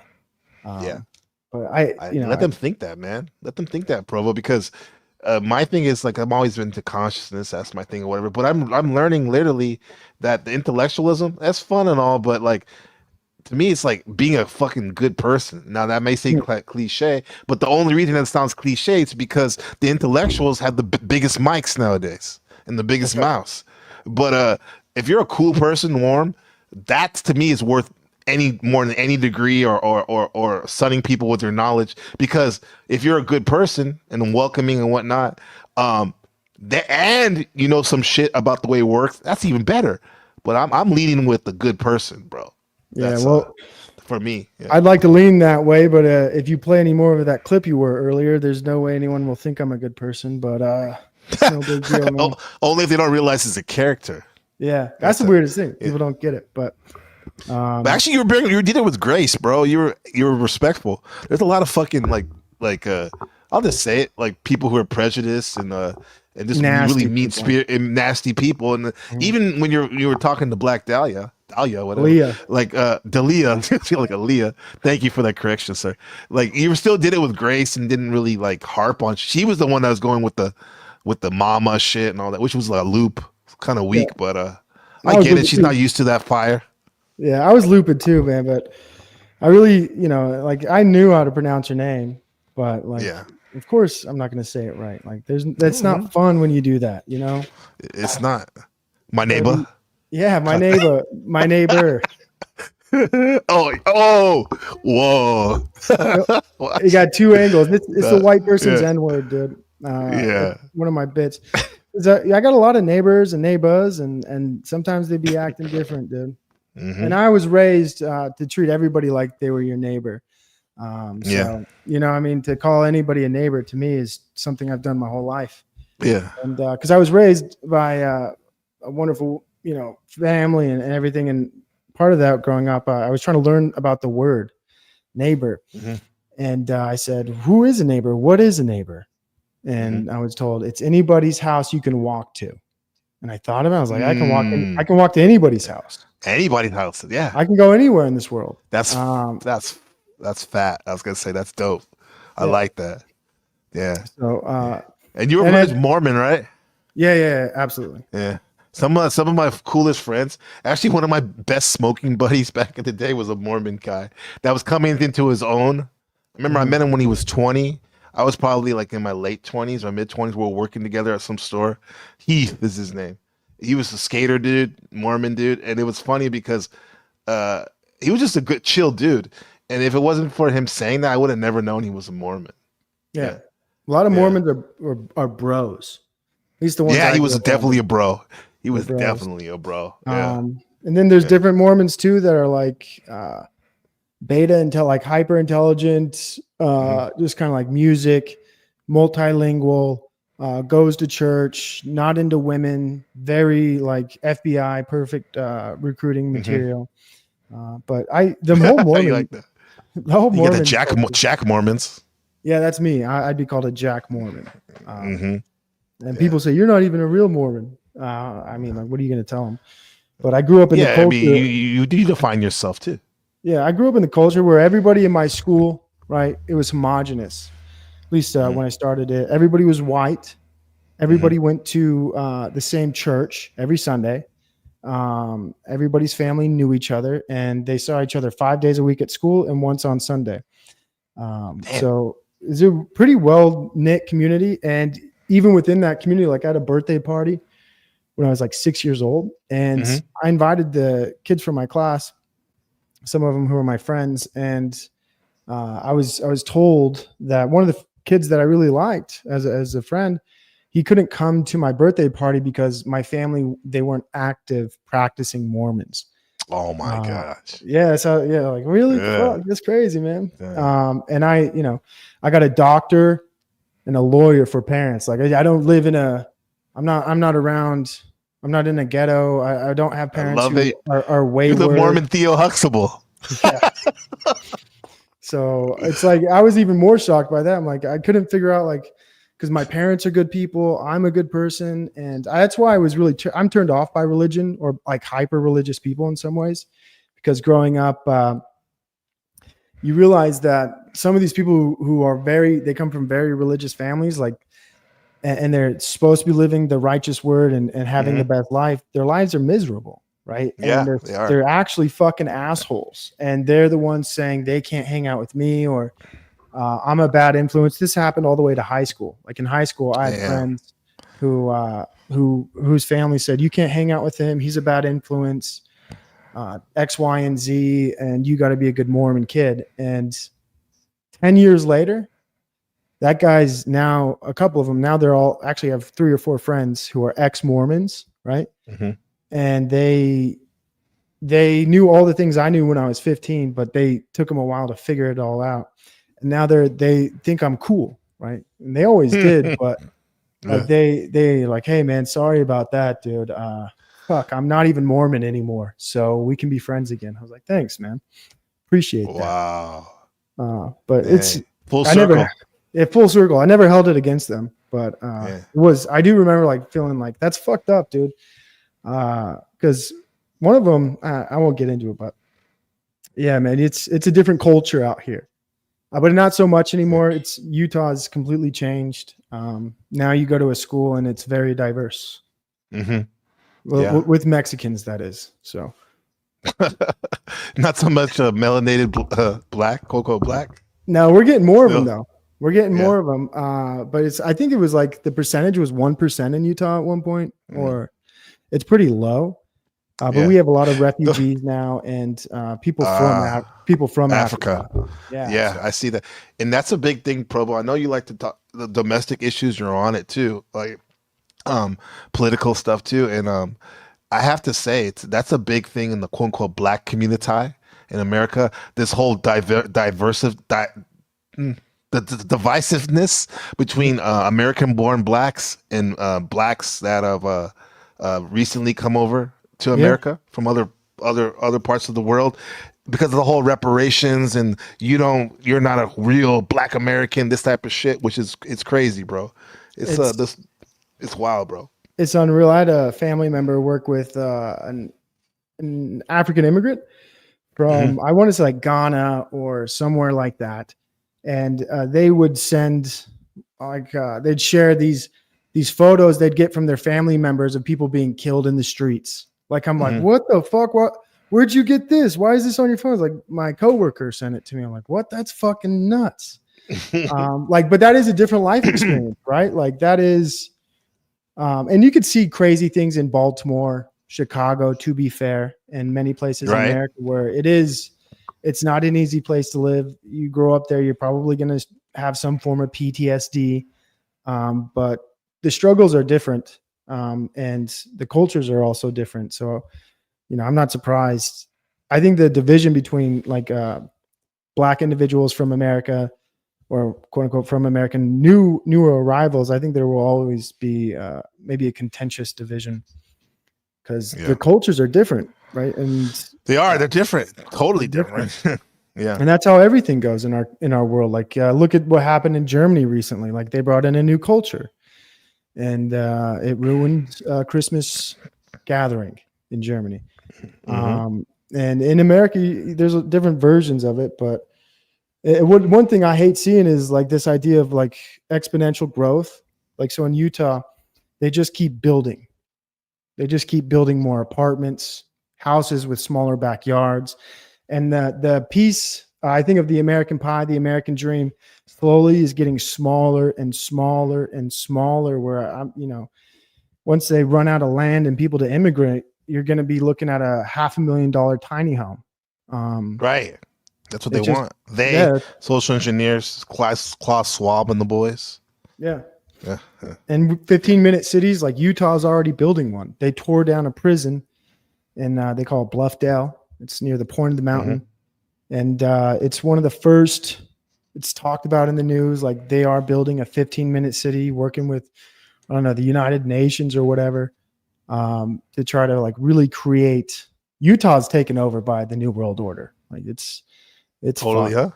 Yeah, it's Utah's totally fucked. It's taken over. The United Nations even has like their own land they own in Utah somehow, where like they have sovereignty over it. Right. And we have like all these mega data centers where Utah's really fucking turning into, I think, one of the hubs. I think it might have always been, but a hub of the New World Order. You already knew about Denver, huh? Then you're saying Utah, huh? Yeah. Well, Utah, we're having a tech boom. That's where all the tech industries and data centers. So like all the data the government has about you, pretty sure it's in Utah. It's in Utah. Okay. Yeah. And we have like a second Area 51 here. So like after Area 51 was discovered, they built a base in Utah. Oh and, shit. We also have like a Mormon base. Have you heard about that? No. Mormons I heard have the an, church.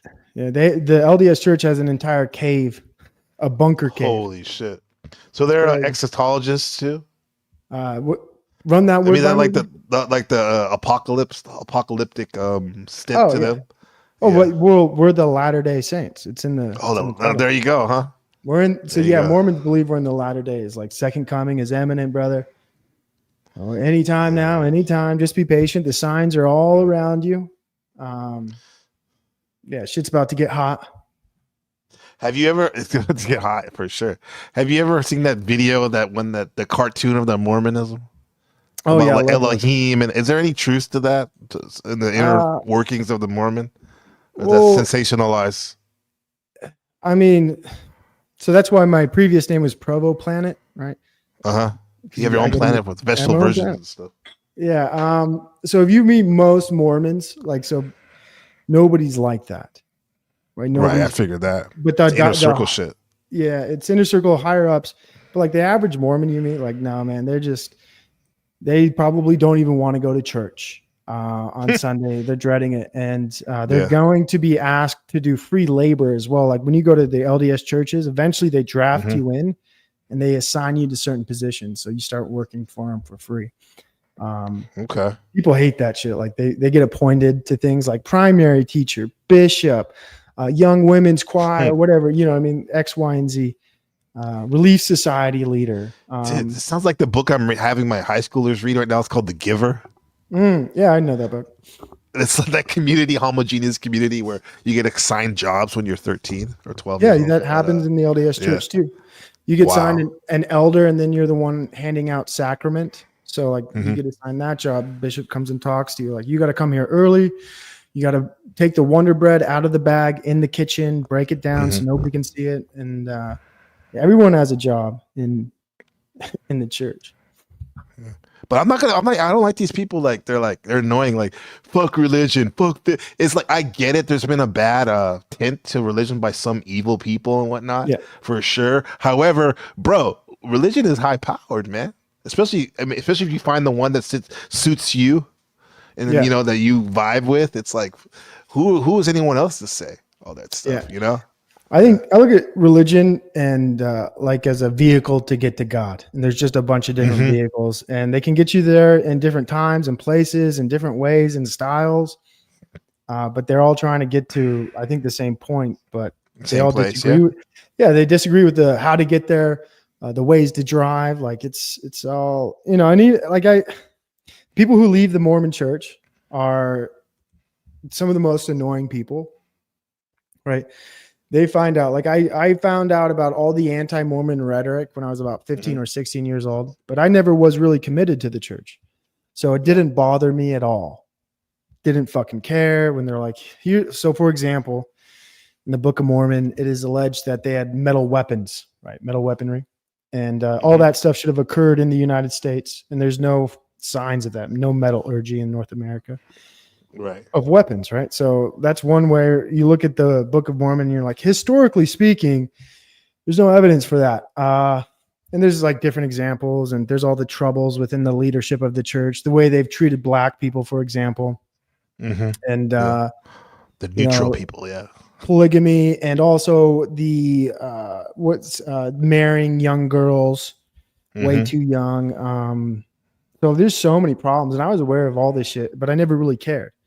And then you have people who find out later in life more and more details, and then they hate the church, right? And they hate the people in the church.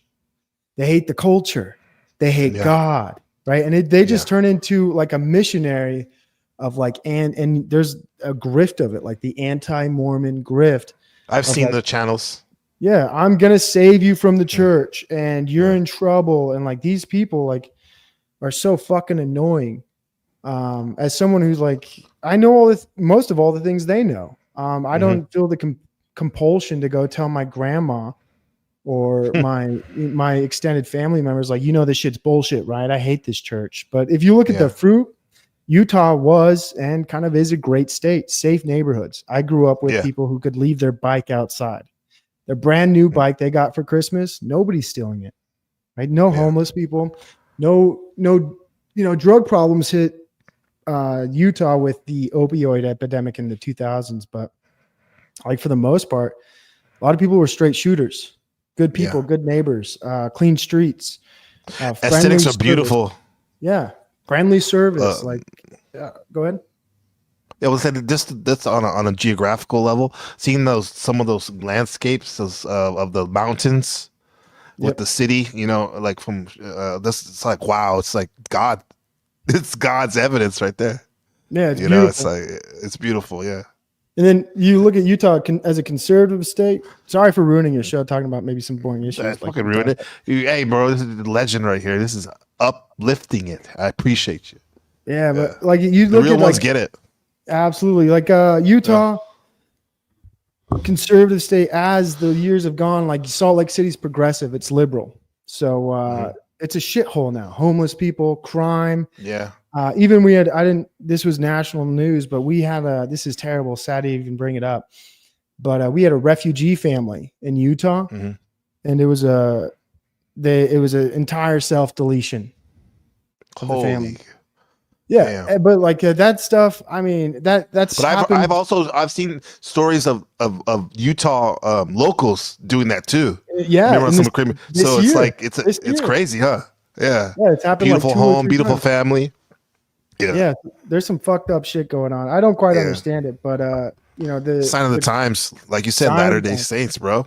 Yeah, but everything's kind of deteriorating, I would argue, in a lot of ways.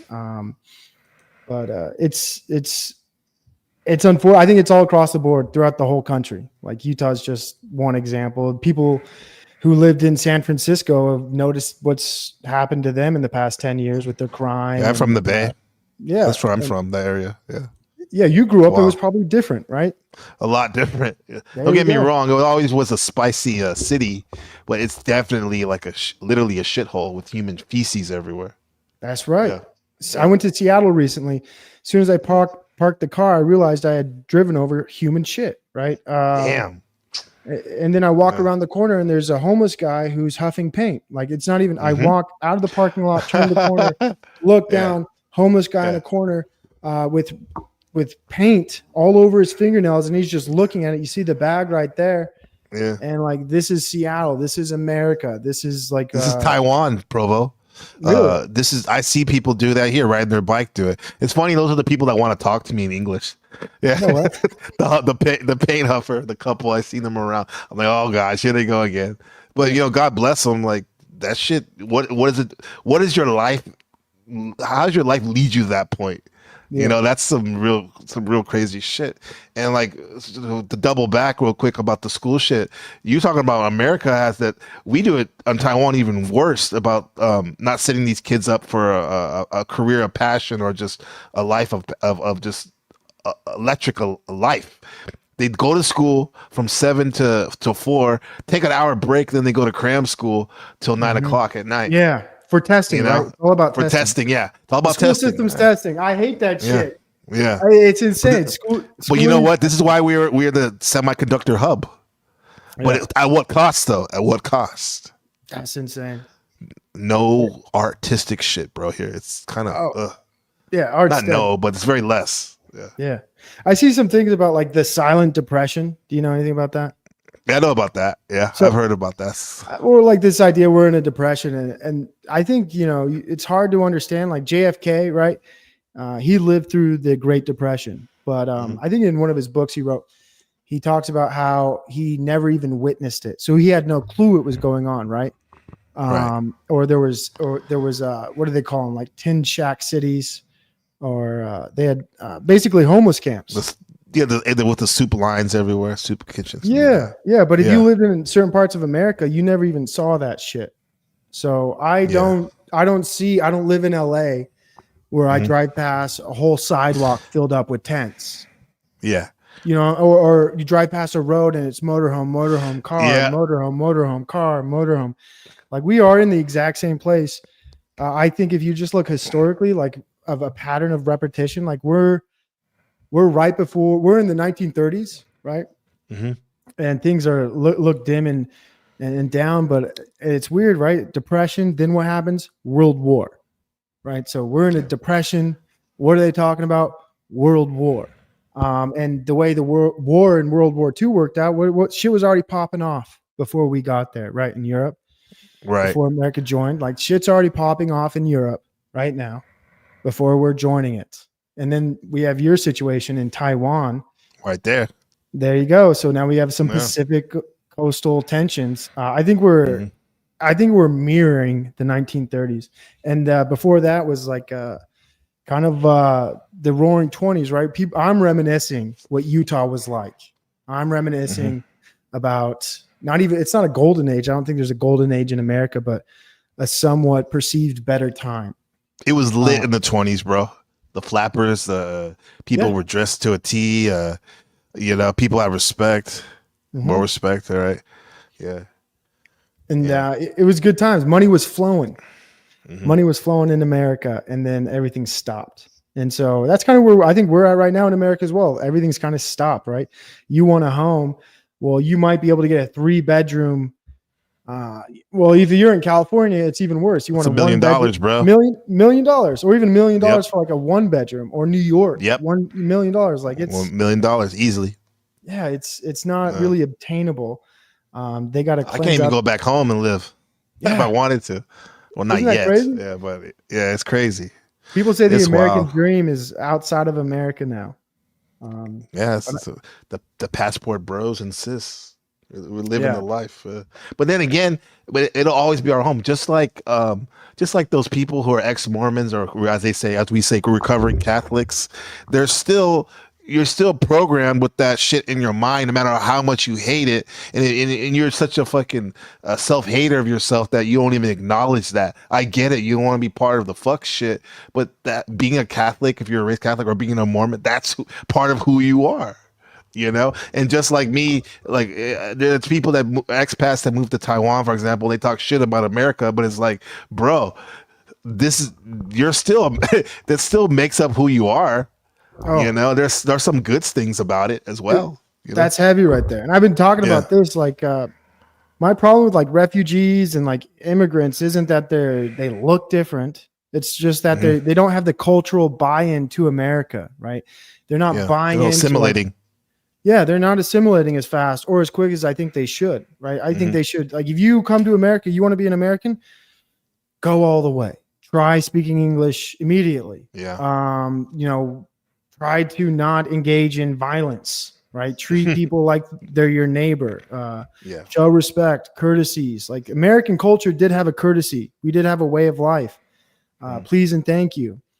And that was instilled on me, and I think a lot of other people, because when I went to elementary school, I still had teachers with white hair, right? Now you go to school, you're lucky if you have a teacher who's taught for more than 5 years. You really are lucky. They may have purple hair like your light back there. That's right. And we know what that means, right? Yeah. Danger. Danger. But I just feel like just to that point, it's heavy stuff, man. Where I don't know, man. The culture is, our culture is hard to buy into. You come here, like, what culture are you buying into? What is the American ideal? Are we super inclusive? You come to America, you're a Muslim, and the propaganda is saying, you're going to send your kid to a school and they're going to teach them about trans awareness in kindergarten and different pronouns. Like that's not going to vibe. That's not going to go over well. That's what they don't want to assimilate. Yeah. Then, so they don't want to assimilate. That's part of the reason. There you go. And I agree. In fact, a lot of these cultures, you agree with them because at its core, all the Christianity and the Islam, for example, they're very similar. If you get to the straight Orthodox version of those things, they're very conservative and very family oriented. Yeah, that's why and neighborly too. Absolutely, Europe's going backwards, right? They brought in all these immigrants, and now Europe's becoming conservative. They're going. There's people who don't want people to. Yeah, pushback. We don't want you to have a red light district or drink alcohol in our neighborhoods or sell these kinds of products or wear these kinds of clothes. Those are immodest clothes. We don't even want gay people walking down the street because Like in England, maybe it's maybe a Muslim majority neighborhood. Like gay people aren't going to walk down that street, or transgender people are not going to walk down that street. The culture is going conservative, and I don't even necessarily agree with that stringent of a conservative culture. I'm in conflict with that. So then I have You're a the true contention liberal. there. That's why. Yeah. A true liberal is open-minded. However, we still rationalize the value of being conservative for certain things. Yeah. You know, absolutely. Classical Yeah. liberal is what they might call it. that's it. That's it. Classical liberal. Yeah. Yeah. What's that said, bro? Oh man, I want to keep going on, but I got these two classes I got to teach. Oh But, man, this- sorry. Fuck. My bad. No, thank you, bro. You can talk to Shadow, my producer. I was like, I need to talk to Provo. It's been too long, and look, you manifested that because I saw that shit. I saw that how you blackpilled Flow State. Shout out to Flow State. His panel. I was like, fuck, this is. I feel what he's saying, bro. He's talking.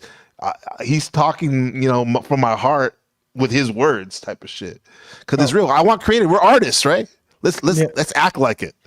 Let's act like it. Here's something else. Like the whole, what you just said, like we're artists. We're having a conversation. I might have talked too much. I tend to do that, but You're fine. the best conversations are not between three people, but two. Like you're all like, once you have a third person or a fourth person on panel, then you're playing to other people. But you can have like a real honest one-to-one conversation if nobody else is there, right? Once another person is there, they're going to interject, provide their opinion. But if you want like a true and honest discussion between anybody, you can't have more than you can only be them, right? And I think that's a whole nother level of content most people never tap into. On this kind of panel verse world where it's once the link's open, everybody gets to share their opinion. Exactly. And I love how you said that because that's me. I mean, the Scorpio energy right here, totally about intense interpersonal dialogue. That's what we're about. And this is beautiful, bro. You made my day. This is my Christmas. Okay. Hey, God My bless you. I Christmas. appreciate that, Yeah, man. I appreciate Merry you. Christmas to you. And hey, can you kick me from your channel? Yeah, I'll kick you from your channel. Hold on. Let me like do something worthy. Let me do something worthy, huh? Hey, what the fuck, NPC, dude? What the hell are you doing some content reaction about me, dude? Are you making fun of me? Nah, man, I didn't mean to, bro. You took it that way?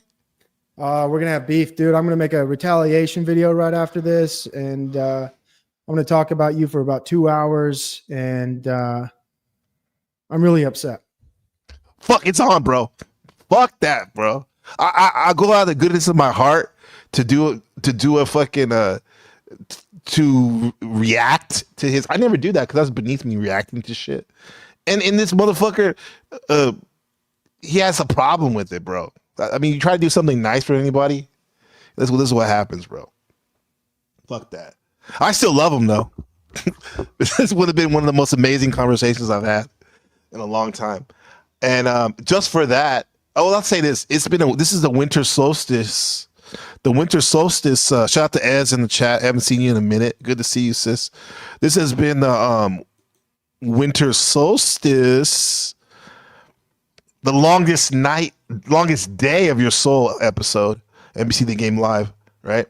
And I have to say this: the winter solstice is a time when you need to purge yourself of everything that's not serving you, in order to be rebuilt, refigured, rearranged to improving yourself for the year ahead, right? We dwell on many calendars, but tonight the main star of the story is our sun. It is the farthest away it's ever been all year right now from us. But don't worry, she'll come back. He'll come back.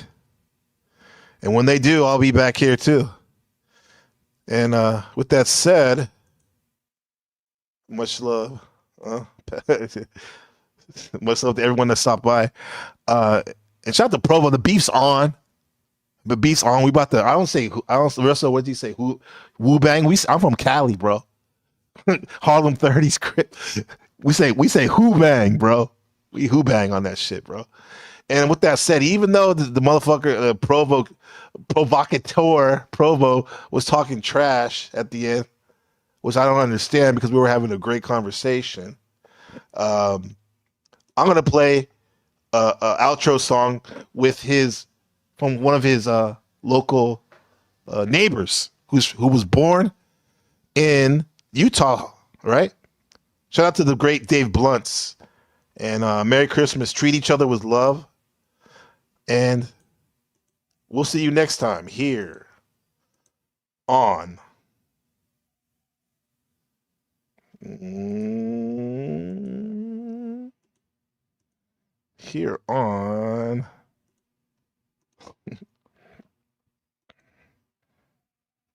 The Book of Gabriel, aka NBC The Game.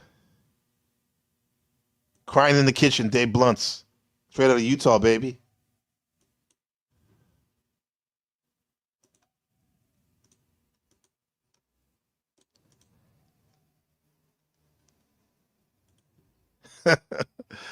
Peace, guys. Much love.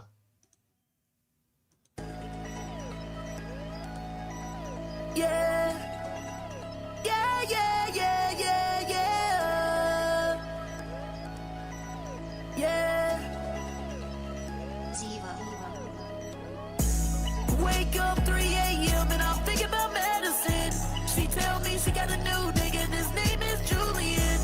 Give a fuck about her new nigga.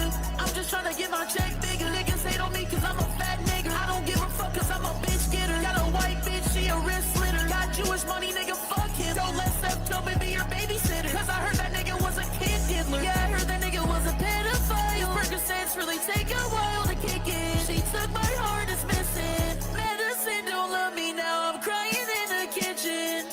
I gotta lock in, gotta focus on the bad bitches on my dick. I get a new bitch and it don't work cause I'm thinking about medicine. I talked to Jesse Jones and he told me I should go to Mary's on second. He told me that every time that he goes there it feels just like he's in heaven. I told him hold on, I love all my niggas but I don't swing that way. He's like I'm just playing, don't go there cause that's a club for the gays. I'm like just tell me how to get medicine or just get the fuck out my face. And that's when he told me I should run it up and not give a fuck about a bitch. And I got a Glock on me like Bruce Jenner, I might fuck around and add a switch. Wake up 3 a.m. and I'm thinking about medicine. She tell me she got a new nigga and his name is Julian. Give a fuck about her new nigga. I'm just trying to get my check bigger. Niggas hate on me cause I'm a fat nigga. I don't give a fuck cause I'm a bitch getter. Got a white bitch, she a wrist slitter. Got Jewish money, nigga, fuck him. Don't let Seth Tubman be your babysitter. Cause I heard that nigga was a kid diddler.